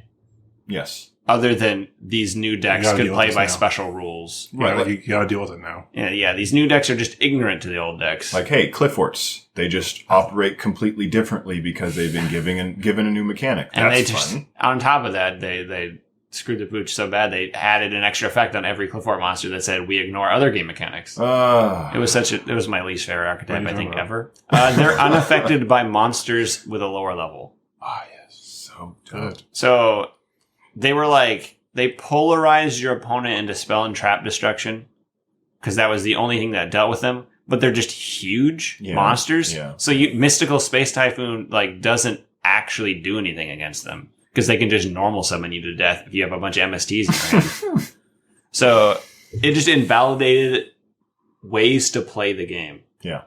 I like conceptually like how they look. They look cool. I like They them. look cool. But Yeah. playing against them was miserable. Yeah, like what you said in the artwork, because of the expansive type of format they developed the game with, you can have maids next to magicians, next to space dragons, next to machines, next to whatever. Yeah, unlike Magic, which is just D&D High creatures. fantasy. And Yeah. that's all it can be.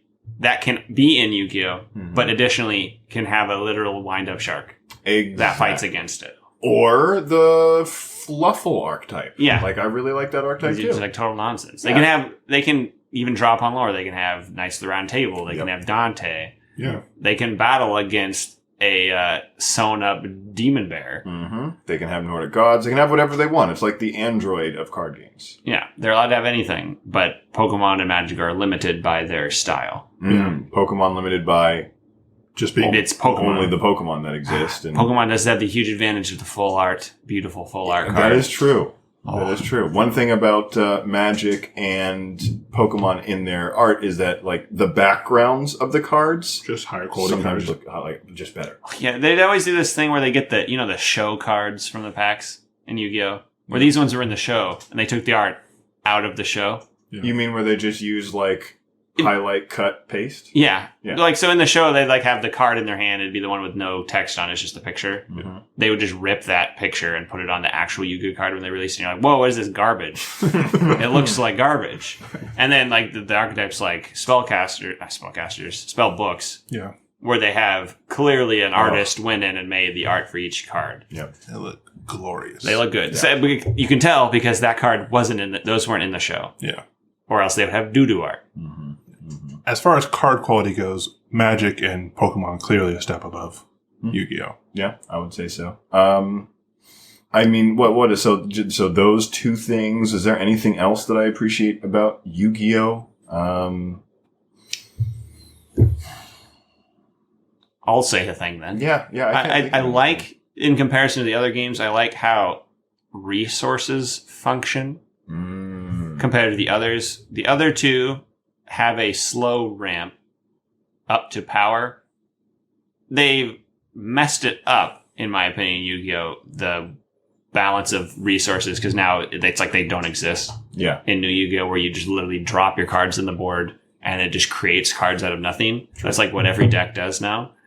Back when it was good, better, it's hard to say good to me, you would say things like card advantage. You'd count, they have this many cards in the field, this in the hand, and I have one less. They are ahead by one. Like, that was a way to, like, conceptualize the game as you're vying for literal cards that you controlled. And once you eliminated all their cards, you could do whatever you wanted. And yeah, that was because back then you could only make a certain number of plays per turn. And now it's like your plays, you could do like 20 things in a turn. Yeah. It's just that balance of resources, I think, is more enticing to me than both Pokemon and Magic. Where Pokemon has energies and the evolution chains. And Magic has land. Magic has land. And I don't like either. I don't like energies and I don't like land. Because with both of those resource systems, there could be a situation where you literally can't do anything because you don't have the resources. And they've tried to, like, jerry-rig their way out of it in both. Sure. So,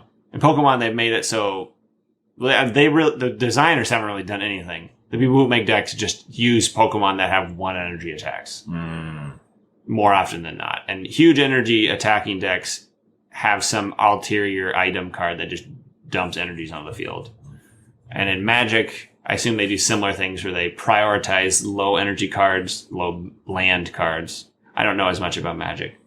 But, like, I know that they usually have, like, they think about things in, like, this is like a 2, and they have this many 2s, this many 3s, and this many mana cards in their deck. Yeah, there's some. They have an expectation of a scale in their deck and where they get to. It's what's it called? A land curve.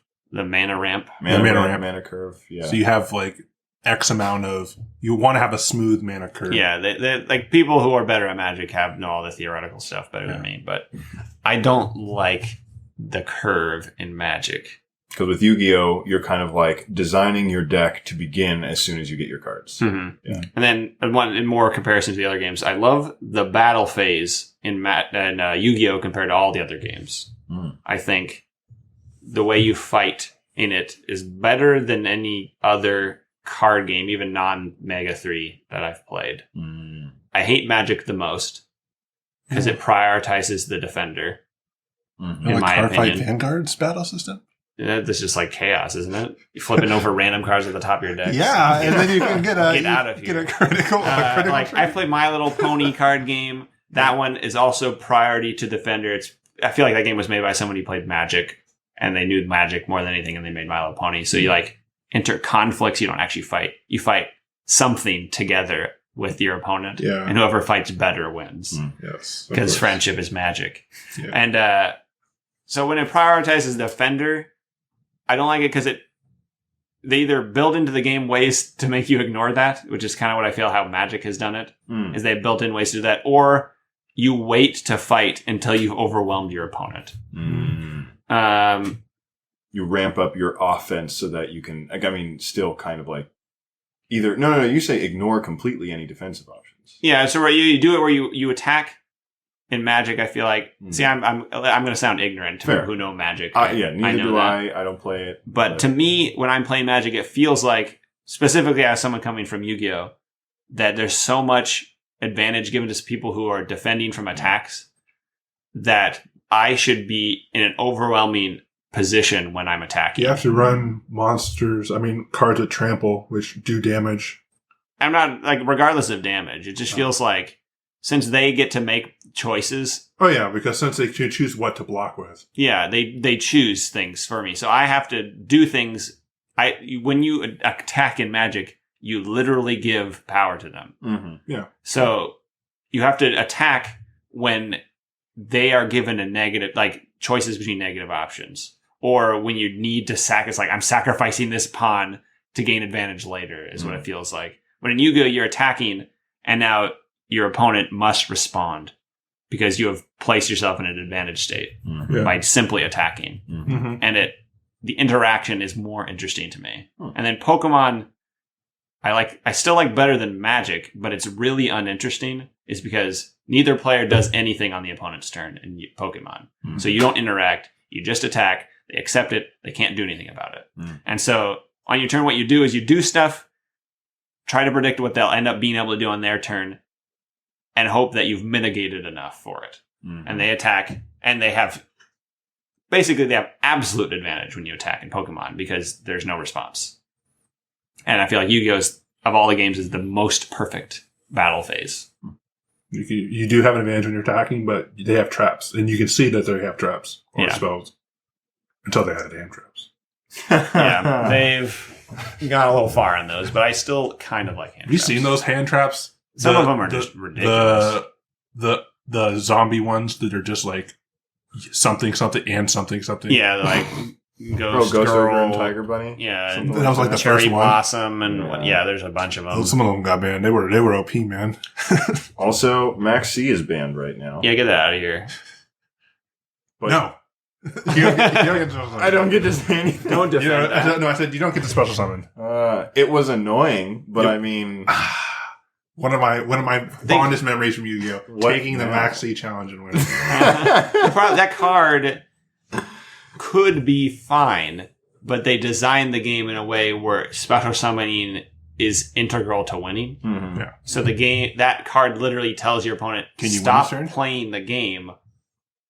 So it's like you have to do the thing that it's preventing to Right. win, but if you do it, the opponent wins. Well, So it was doing a the thing conceit. you need to do to win causes you to lose. Well, yeah. Konami was like, "Oh man, I this is me being Konami. I don't know what they actually said, but it was like, oh man, special summoning is getting kind of crazy. Maybe we should put in a card that checks people a little bit." Mhm. And then they put out Max C, and then they're like, "Oh, people really like special summoning. We can make money off of making that easier for them. Here's a bunch of special summoning tools." Mhm. And you still have Max C there, And now the people are like, This is awkward. this is getting really easy to play. You just play it and like you win because it stops them. Like, I can't. And you remember the card was so powerful. You'd be going first. You'd activate an effect that would special summon, and you'd like ask, you like Maxi. Yep. And then if they did, you stopped. And if they didn't, you like they knew what you were going to do, so you just went through it without actually like performing it. Uh-huh. Your like 5 special summon step combo. We show them some cards like Scoop. Scoop. See, like that's bad Yu-Gi-Oh! That stuff. Like the things I liked like Fire Fist format. Yeah. Where you like tangibly like destroy this card with this card.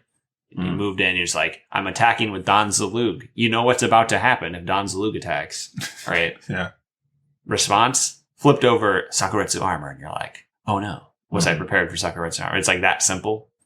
Not, I special summon 10 times on my first turn. Respond. Now we have to have hand traps because so many people can do so much in the first. I like Fire Fist too because you could like see like the what's the word? Progression? Yeah, the dichotomy between the spells. Like you play the spells like set up, get ready for your push, and then when you do push, you expend the spells to do attacking stuff. Yeah. And then, I mean, it wasn't just like barf your entire hand onto the field on the second turn and win. Until later when they made like the level 3 version. Oh no. But yeah. Sorry. I was just going to say now, I think it is a good time to take a break and move into another section. Okay. What other section is that? Yes. Did you stop? No, not yet. Oh. He doesn't know. I feel like we've pretty much covered everything Yu-Gi-Oh related. Oh yeah, one last question, and then we'll go into closing. Okay. All right. This question will be a mystery. You'll have to find out. We will be back.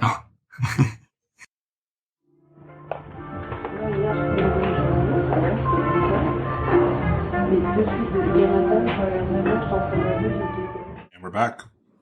That's right, we are. And Tell your mom, tell your dad, tell your friends. yep. And the question, the burning question, you've been waiting exactly probably 5 seconds to hear. 4 years and some months. Yeah. Yeah, actually, yeah, you are correct. So the question is, all this being said, we've aired our grievances about Konami, Yu-Gi-Oh! In general. We've said some things we like, but mostly we've said stuff we don't like. Given a backstory. All that being said, would we get back into Yu-Gi-Oh! And or play in locals or regionals? I thought he was leading up to the other question as the meme question. No. The main question can come later. That's the sign-off question. I wouldn't play Yu-Gi-Oh! Again as it is right now. I'd have to honestly watch the shows first. I was thinking about it, going back and doing some research. I really liked the Yu-Gi-Oh! Shows. I liked pretty much, I guess, the first season and the second season, so original Yu-Gi-Oh! And GX. Yeah. Didn't like 5Ds, didn't like Zexal. I didn't really watch them. I was going to say, the only one I really ended up being able to get into was 5Ds. 5Ds, yeah. In hindsight, now being the anime expert that I am, it's garbage. Fair. And every season is garbage. But when I was a child, I thought it was significantly more interesting than the other ones.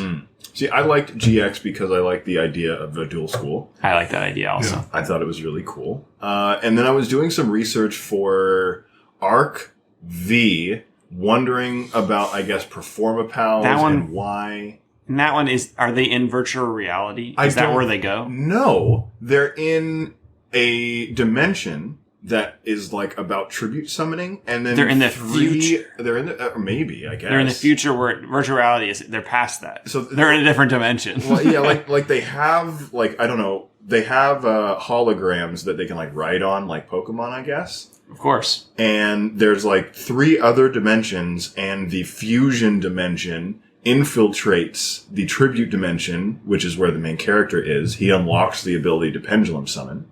And the fusion dimension is on another game infiltrates Yu-Gi-Oh! Called Pendulum. It's so sad that it happened.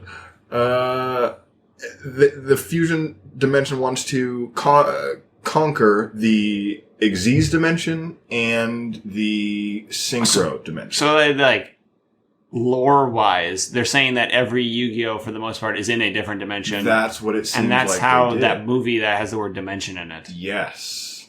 The that's movie's called Dark Side of Dimensions. Yeah. Which in your game, in Duel Links, has its own... Yeah. In that world. one, when there's an event, Mm-hmm. the people who come from that dimension to battle like Kaiba don't need to tribute for tribute summons. And you also don't in the battles against them. Interesting. There's like a word for it in the game. Okay. I hate those because they're boring. Fair. All you do is just... Because they also give you point bonuses for doing... Or damage bonuses for attacking with Blue Eyes or Dark Magician. So literally my deck is just cards that are equip spells, draw cards, 3 Dark Magician, 3 Blue Eyes. Because they just slap them on the field and they do triple battle damage. Mm-hmm. So you're trying to get like maximum experience points. Yeah, it's just another waste of your time grinding. Fair enough. And there's an auto duel button. And a deck that stupid can be auto dueled. And it's so you said, are they in virtual reality? I found out that the series after that, which is V-Reigns, the name V-Reigns stands for Virtual Reality Artificial Intelligence Network System. That's much better than V-Reigns. It's much better once you understand. So it's just that's like what it in means. their world, the system they're utilizing is called Vrains. Yeah. And it's an acronym that makes sense. Yes. And I was like, when reading about Arc V, I was like, why aren't they just in virtual reality? That's exactly what it sounds like. Next series, they're in virtual reality. I love both virtual reality and artificial intelligence. Those are awesome. And then I was wondering, like, what is the next series going to be like? And what is the next mechanic they're going to add to the game? Yeah, that's an interesting thing. They're no longer releasing cards from the TV show and regular Yu-Gi-Oh! Because there is no coinciding show.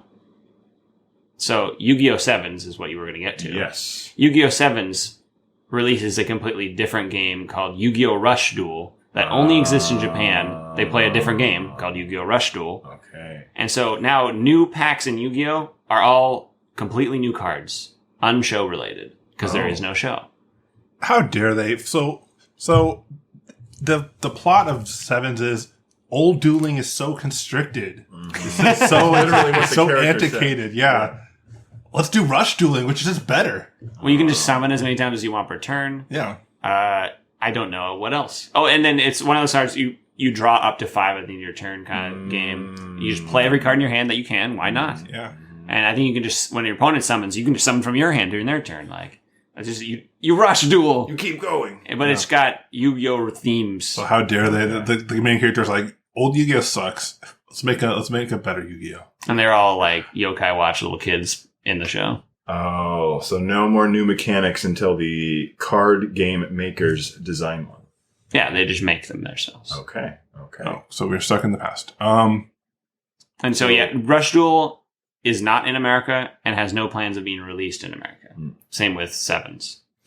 In the show. In that case, I was going to say that I might play Yu-Gi-Oh! If they release a new type of monster that has, like, the ability to traverse the board, and every time it moves, an effect activates in some way. You mean involving zones? Involving zones. They did release a terrible... Yeah, no, it was great. forever ago. No. There's an amazing archetype they made. It was super good. Oh. And why it's terrible is because it means everybody at every point after the existence of that archetype must declare every zone they play every card in on their mat. Oh. And then they made cards like that were like... There was a card that was like a counter trap that if every card in that zone was full, it could negate anything in that zone and destroy every Are you card talking in that about zone. Sky Strikers? No. It was like set switch or stuff like that. I don't know what they're called. There's 2 of them in Duel Links. Mm. They're terrible Oh, by wait. themselves. One of them is in the card trader where you just get free cards. Are you talking about... But the idea, I like it. But the problem is what I said, is that now we must declare zones because it's relevant, even if neither player is using those cards. You can't declare zones of Duel Links. Yeah, it auto chooses. makes But I mean, other like, players suck. you don't just like slap your cards wherever you want. And Link Summoning also does that to an extent because they have the arrows pointing towards specific zones. Mm-hmm. So you have to summon in those specific zones to utilize the things. They point to a thing. Yeah. This monster gets X effect implied kind of thing. And you can only summon Link monsters in arrows that are pointed. So they essentially did that in Link Summoning. I think, if anything, they paved the way for it. Because now arrows are part of the game. Yeah. So they could be like, okay, if you utilize this arrow to move your monster in this direction, you'll get this effect. Or if you move a monster up or down, you'll get a different effect. So you want motion. I want Yu-Gi-Oh! WASD. Yeah, Okay. Yu-Gi-Oh! Was. So what you're saying is you would play Yu-Gi-Oh! If it was in virtual reality and you could see your cards on the field. Yeah, exactly. you could do the motion to play the card. Oh, I would totally do that. Yeah. If we get dual discs and a VR headset, Yeah. I would play in that case. Yeah, once there is this new mechanic or Yu-Gi-Oh! Is in VR, I will play.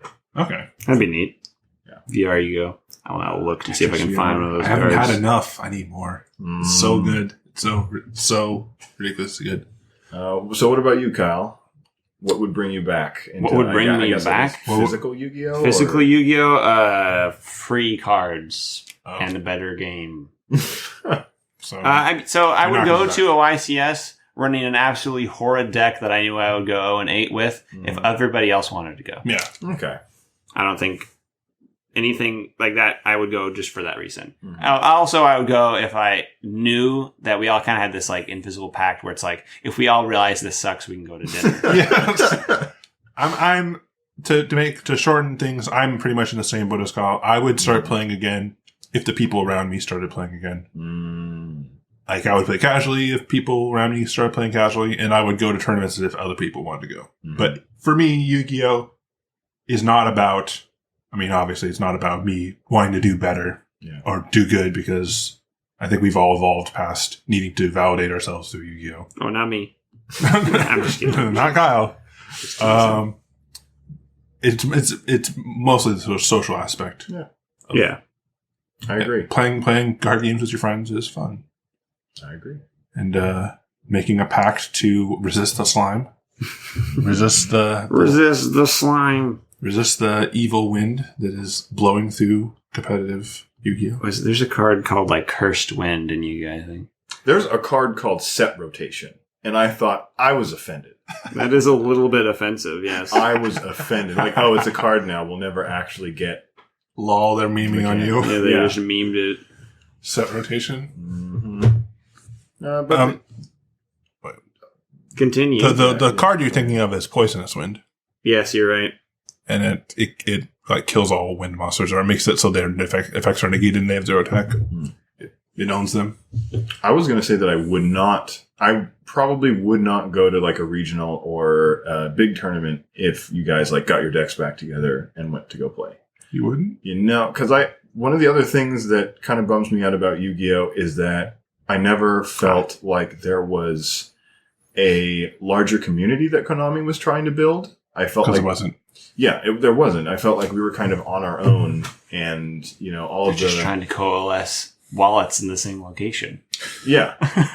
But with Magic, there's the lore of the set that you're playing in. There's a story. The story that's being built. They have planeswalkers, which are really important individuals in the sets. And there's this, it's every, I don't know, it feels like every release for Magic was an event that brought the community together and developed some kind of story with it. Feels like a D&D kind of thing. Yu-Gi-Oh! A campaign. Each pack releases kind of a broad overarching story. Every card in it has to is a piece of that story that tells the tale a little bit. Yeah. And then when they do, I mean, I've never actually played any of them. What I heard, when they do the pre-release events for them, they're really involved and really cool. They do a separate draft event for those. That's really way better than anything that they.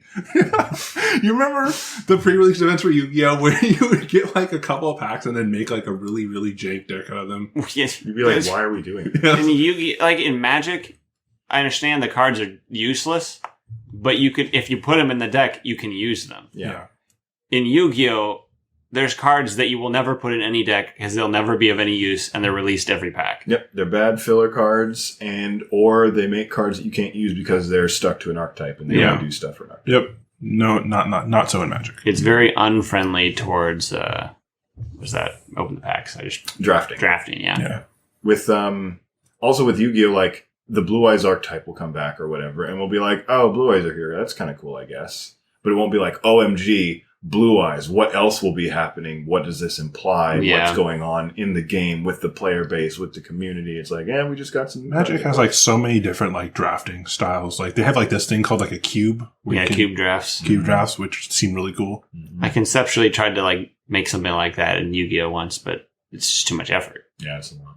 Because, there's no digital... You basically have to do a cube draft digitally, or just have a mound of cards on a table and people who want to come play it, which is harder to get in Yu-Gi-Oh! To get like a group of like 8 to like 16 people who want to do a cube draft tournament legitimately. Yeah, Like people will just... Magic people will just do that. Yeah. Yu-Gi-Oh! People will not just do that. Mm-hmm.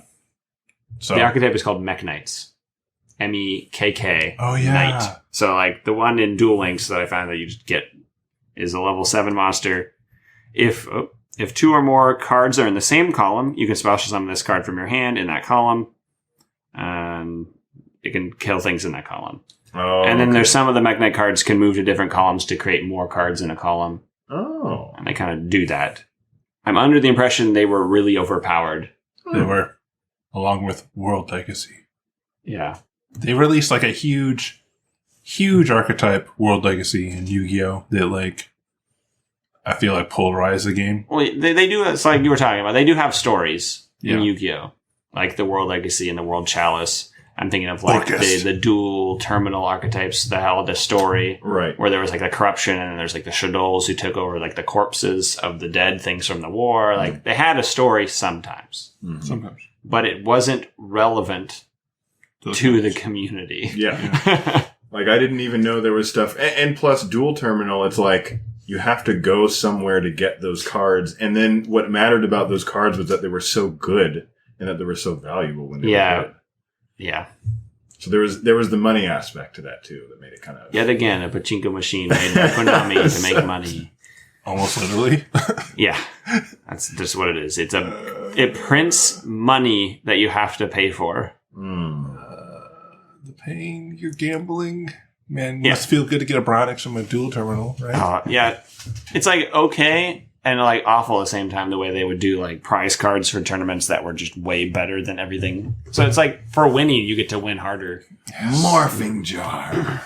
Morphing jar in your tournament pack. Yes. Yes. No, remember $400. everybody's deck was so good. They got these 1800 attack normal monsters. Then you won the tournament. Mechanical Chaser. Oh, 1850. It's just better than everyone's. Oh, I feel so I know. good. So I'm one so of- good at Yu-Gi-Oh! One of the things I liked about Yu-Gi-Oh! Well, just as one small aspect that I never really had any personal. I like that the prize cards for tournament, the tournament, the match winner prize cards. Mm-hmm. They're just really cool. They're based on like the location where they're like the World Championship is held. yeah. There's like the one when it was held in Las Vegas. There was like one. It was called like something the Shining City. Oh, What is it? so those like big giant cards. That's the only way I can describe them. The ones that have like really difficult summoning conditions or something. Yeah, Those ones that are illegal to use and they win when you summon them in some way or attack Yeah. for game. The Victory Dragon cards. Yes. So like Victory Dragon still banned? yes, it is. Oh. It's the only legal match winner card, and it's banned because match winner cards. It is still banned.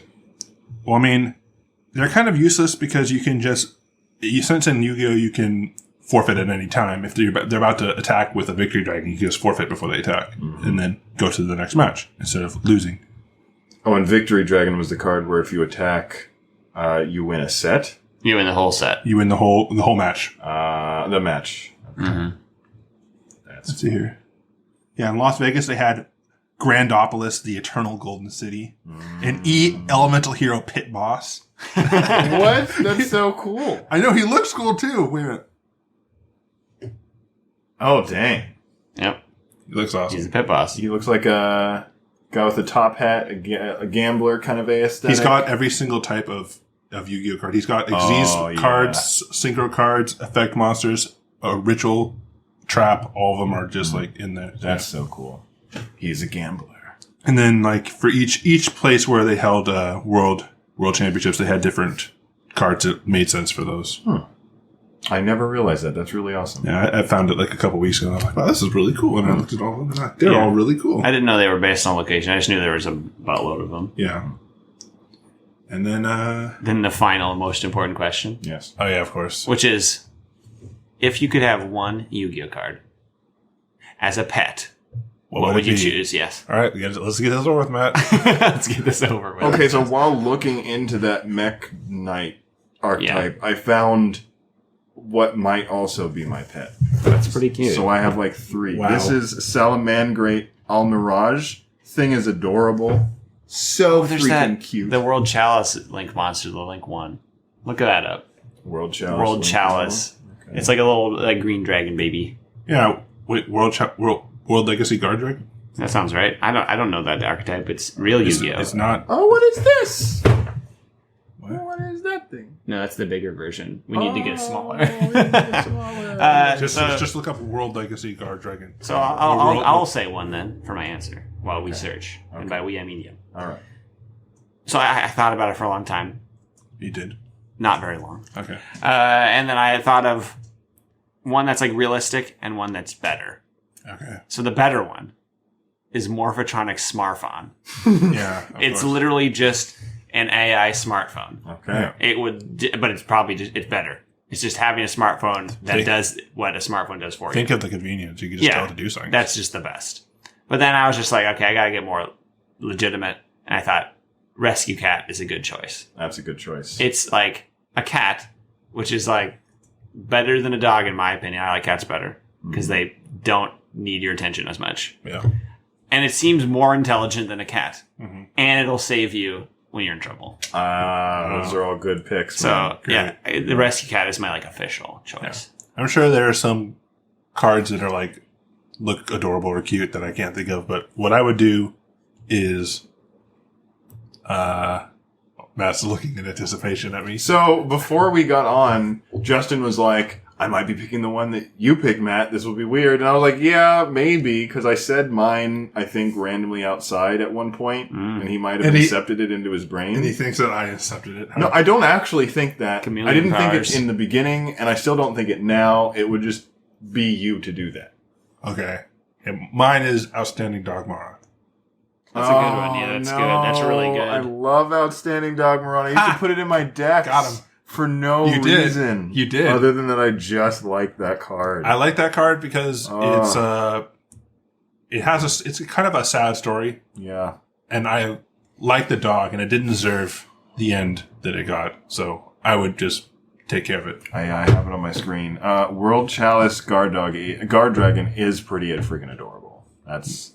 Yep. So I'm saying Dogmara is mine. That's a really good. It's also like the card lore. Yeah. Super loyal dog. He's the most loyal dog ever. There's like other cards with him in it where it's like he always comes back. Yeah. Like where art thou? It's like he's lost, but if you find No, he's lost. All right. So what's yours, Matt? So my initial one was Crystal Beast Sapphire Pegasus. I love the Crystal Beasts. I loved Pegasus. It made me feel happy every time that I had it. I like that card too. It would be cool to have a Pegasus. It's pretty legit. You could fly around. Yeah. And utility. Sapphire was my favorite color of the Ruby and Sapphire Pokemon series. So correlation. Exactly. And then the other one was just Flufflecat. Frickin' it's so cute. So cute. It's got angel wings. It's like poofy. Exactly.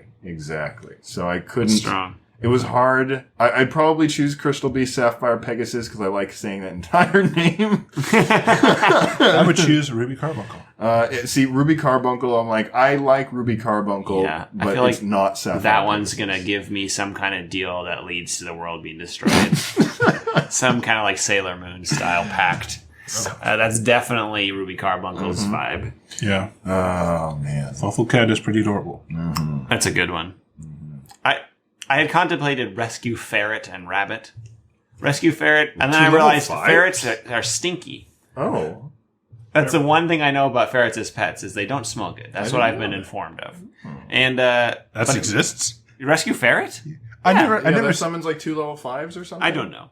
I don't know what it does. What the hell? When did this I just know that it's pretty freaking awesome. I remember that. That thing looked like a boss. When did it come out? This came out after I stopped playing. Like say, I've initially thought of rescue cat. So I was like, well, there's the other two, rabbit and ferret. I eliminated rabbit because rabbits kind of scare me because they're fragile.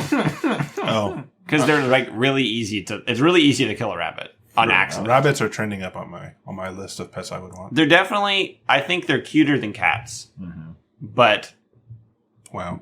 you don't do anything with rabbits. Yeah, there's that accidental time where you take it out of the cage and it's not ready or whatever, and then it has a heart attack and it dies. Yeah, they just have a heart attack and dies. It wasn't warm enough, or like it died.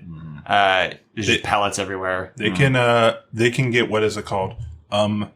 They have really delicate digestive systems. So what happens is they can easily get into a state where they stop eating because it's stagnant. They have a stagnant Metabolism? no, not metabolism.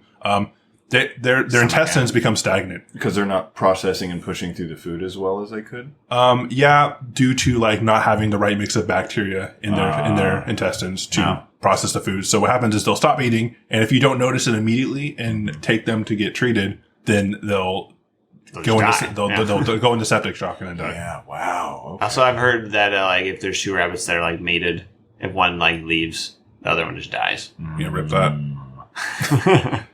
It might not be septic shock. Sad story about a rabbit. My sister's neighbors got a rabbit, and it got out, and the dog ate it. Oh, Delicious. Yeah, Oops. and it was like a new rabbit. oh, Damn. poor rabbit son. More sad for the kids who loved the rabbit. Yeah. Rabbits don't make very good pets for kids. No. Well, I mean, like I said, it'd be like a kid could easily just break a rabbit's legs on accident. Yeah. Rabbits are also not really for kids because they don't, unless they're really used to, they don't like being petted because they're prey animals. For kids, like Yugioh. Yeah, thanks. I heard that too. Just insane. And they don't really work well with any other pets because most other pets are predators. Like dogs are predators, cats are predators. So, as such, rescue rabbit was eliminated. And then I went to ferret, and I thought, well, cats are ferrets. They are. Cats is just easier. Ferrets, I hear, make good pets, but they are kind of temperamental. But this is rescue ferret. Yeah, he looks like he knows what's up. Yeah, he's got a little jacket. Yeah, he's got a cute little red jacket. He's got that nice little rescue cap on. He's got a flashlight. When will the rescue archetype come out? Is this the only other rescue monster I don't know about? I don't know. I think so. I don't remember. I thought there was one that This one has 2 level 5s. I know that this was released after I stopped playing because it has to do with Link monsters. You said, do you think there's one that summons 2 level 5s, you said? I could be completely wrong. This ferret summons monsters whose levels equal 6. Oh, rescue hamster. It's a pendulum monster. I always forget about that rescue one. hamster? Yeah. I think I was around for this one. And then there's some things like rescue roid. Oh god, rescue hamster. An ambulance rescue roid. No. Dark Sea Rescue. Oh, I like that card. I think my online name somewhere is called Dark Sea Rescue. Yeah, they released a new type, Cyberse monsters. You forgot about that. Yes, there's a monster called Rescue Interlacer. They make sense in context with the show now that you explained it, because the idea is that they're virtual entities. The Cyberse, they're like digital things. So I can forgive a lot more of the random stuff that they've come out with because they're designing the game with the framework that it's in just different universes, I guess. And it's just unfortunate that they all happen to mix in the one Yu-Gi-Oh card game. Yeah. That they just break things randomly with. All right. So we've all talked about our favorite pet monster, our pet Yu-Gi-Oh card. So anyone have any closing thoughts? Yeah, I do. I just remembered Forbidden Memories is a crazy game that I'm playing right now. And It is. if you lose, then you're out. Yeah. If you lose, you lose.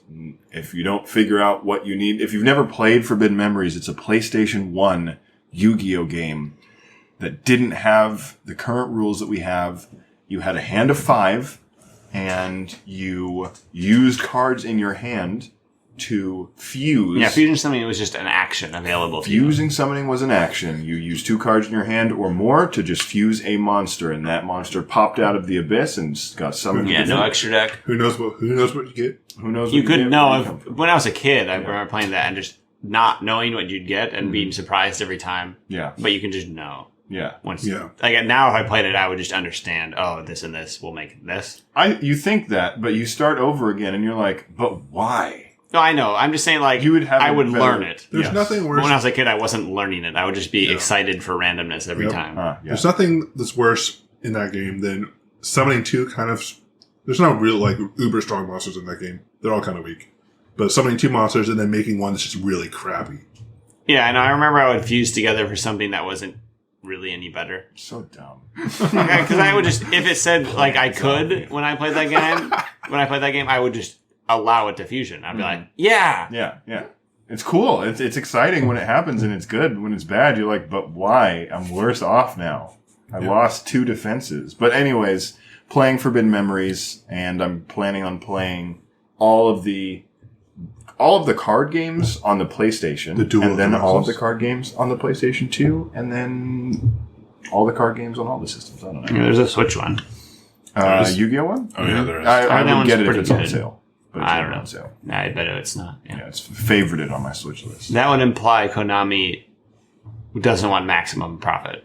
I would never play that. You know better. Yeah. But cool. Any you Kyle?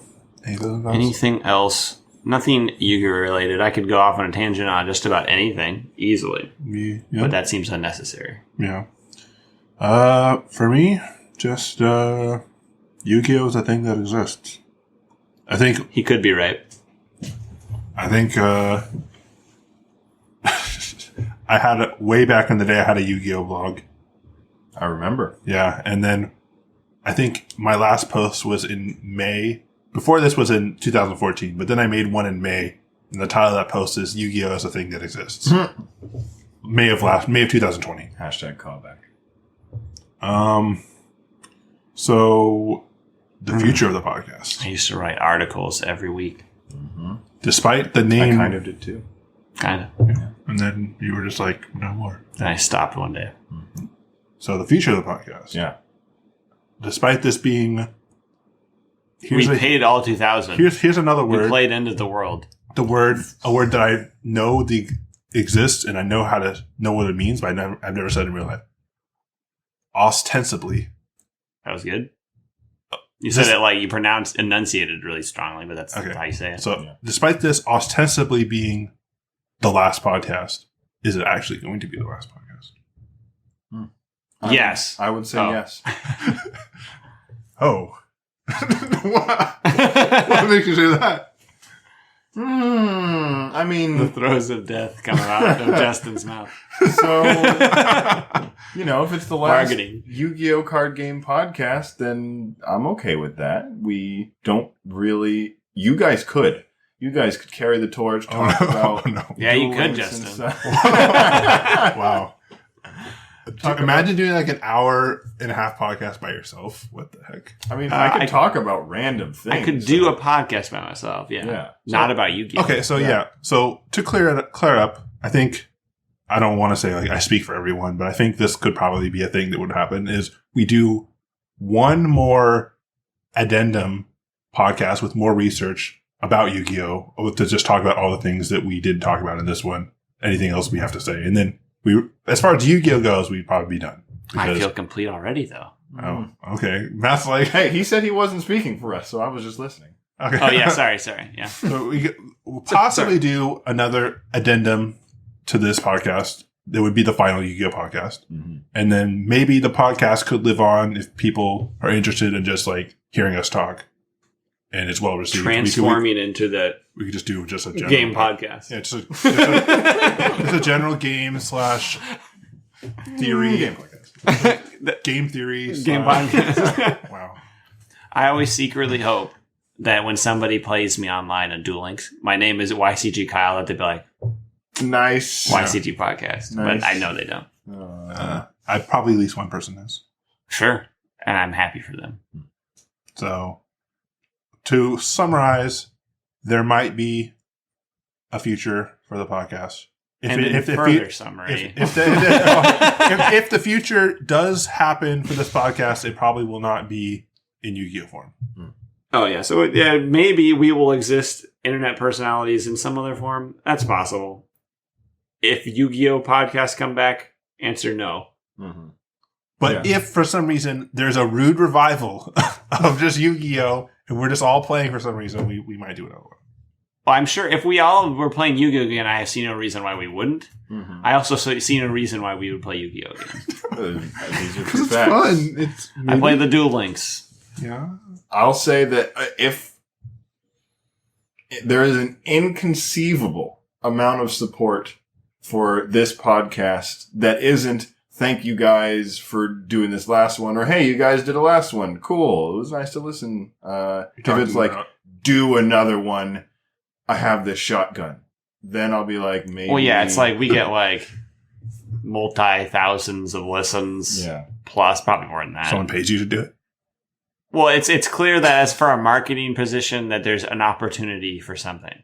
Yeah. Then it will be kind of like obligated in a way Yeah. to make something else. But I don't feel like that's realistic. I will say, like, for now, I appreciate all the time that we had for the podcast. We did it for like 5 years. Mm-hmm. We had a lot of fun while doing it. Oh, yeah. And we left at a time where the game wasn't becoming fun. The game was not remaining fun for me. And though we stopped abruptly, I felt like we stopped at a time that made sense for us. We didn't go out on top, but we went out kind of close to the top. Yeah. And I'm okay with doing this last episode and kind of just sharing where we've been and thanking everyone who had listened to us and all those people who did comment and say, hey, if you guys ever do an episode again, let us know. We'll listen.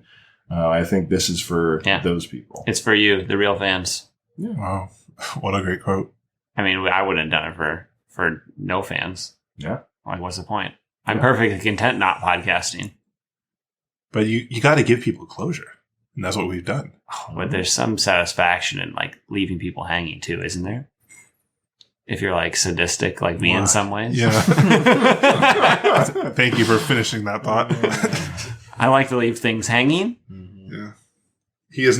Kyle is not bothered by the burden of meeting people's expectations. Yeah, just like Shrug. you're just fine with just like, hey, Some instances, sure. that's what you get. I think we did the best that we could in all instances that we could. Instances. We both said it in our sentence, so I said it a third. Did you? Yeah, I did. Oh, I don't even remember that. So yeah, I mean, if something else happens with us podcasting, then I'm sure it will be for the right reasons at the right time. Yeah. Until then, thank you for all the outpouring of support we got for the original podcast, everyone who listened. And hopefully this podcast gives you some closure about like our lives and what we think of Yu-Gi-Oh! And if it did resonate with you and you do have thoughts about what we said, whether you agree or disagree, I'm sure there'll be a comment section that you'll be able to leave comments on for this podcast, and we'll read them all. And maybe if we ever do a follow-up, we'll probably respond to some of them. Yeah, and donate to our Patreon and follow us on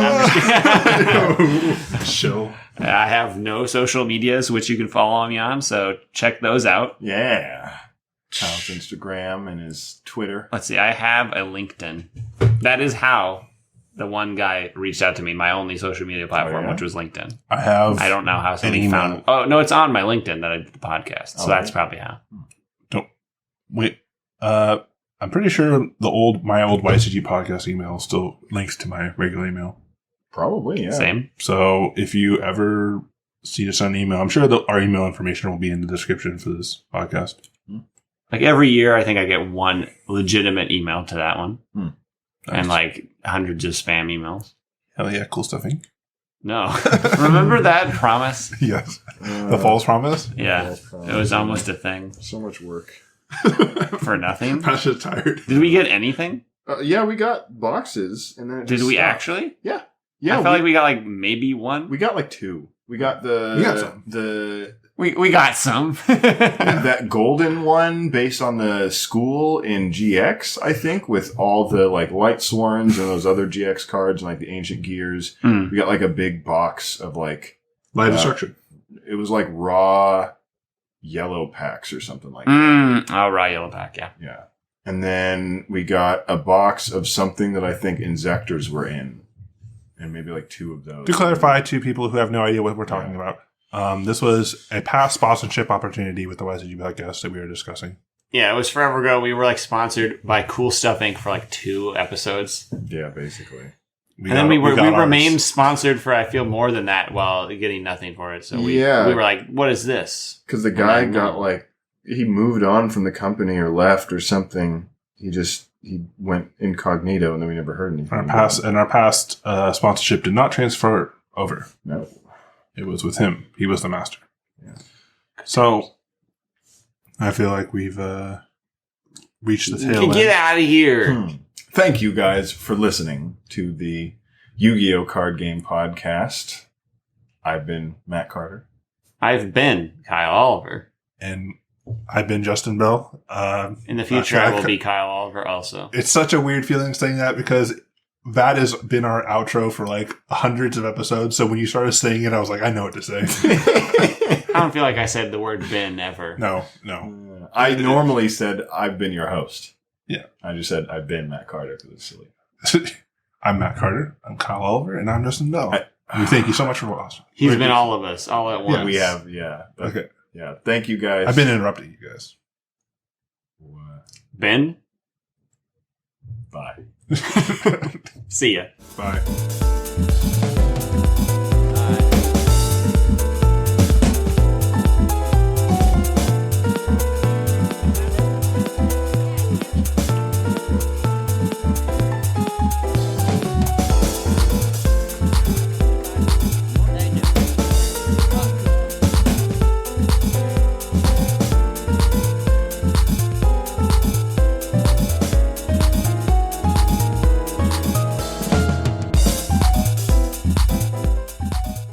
Entertainment too. That's fair. So like in my notes, one of the things that I had for a potential talking point was that has the science of marketing moved beyond the human will to resist? That's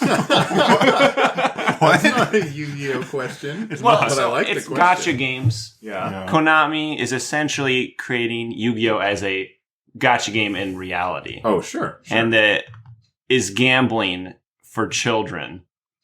Yeah, and it is taking advantage of the human condition in a way that is almost irresistible for a lot of people. Yeah, I have a lot of thoughts about that. Is that okay? Should it be regulated? See, I think that the card game... I like it. It's a good idea. That was one of my dumb topics. The Yu-Gi-Oh! Card game as it exists now is a relic. It exists only to perpetuate the online game. I need to do it. I don't know that that's true. Yeah. I mean, if you look...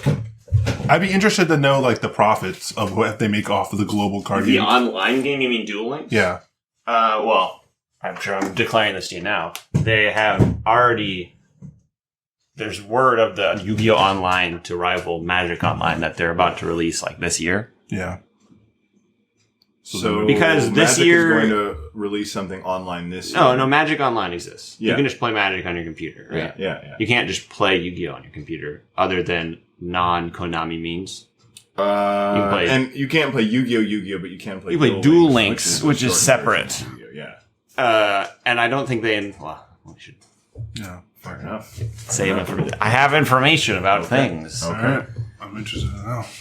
It's not that exciting. Okay, well, I'm still interested now.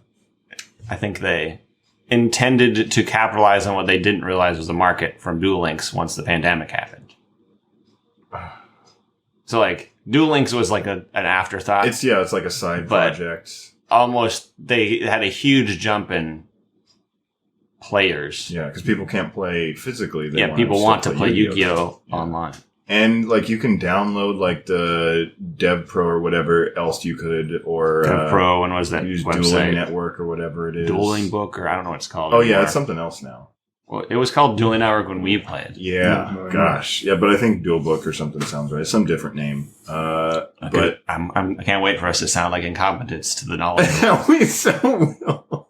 We should have a disclaimer. We're people who are very out of touch with modern Yu-Gi-Oh! Oh, We're yeah.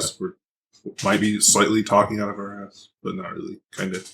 Okay, so My booty butthole. you guys want to just go ahead and start, or I also thought of a really dumb intro. What? does that mean you want to do the intro? Do you want me to do a dumb intro? Now I want you to do the Okay.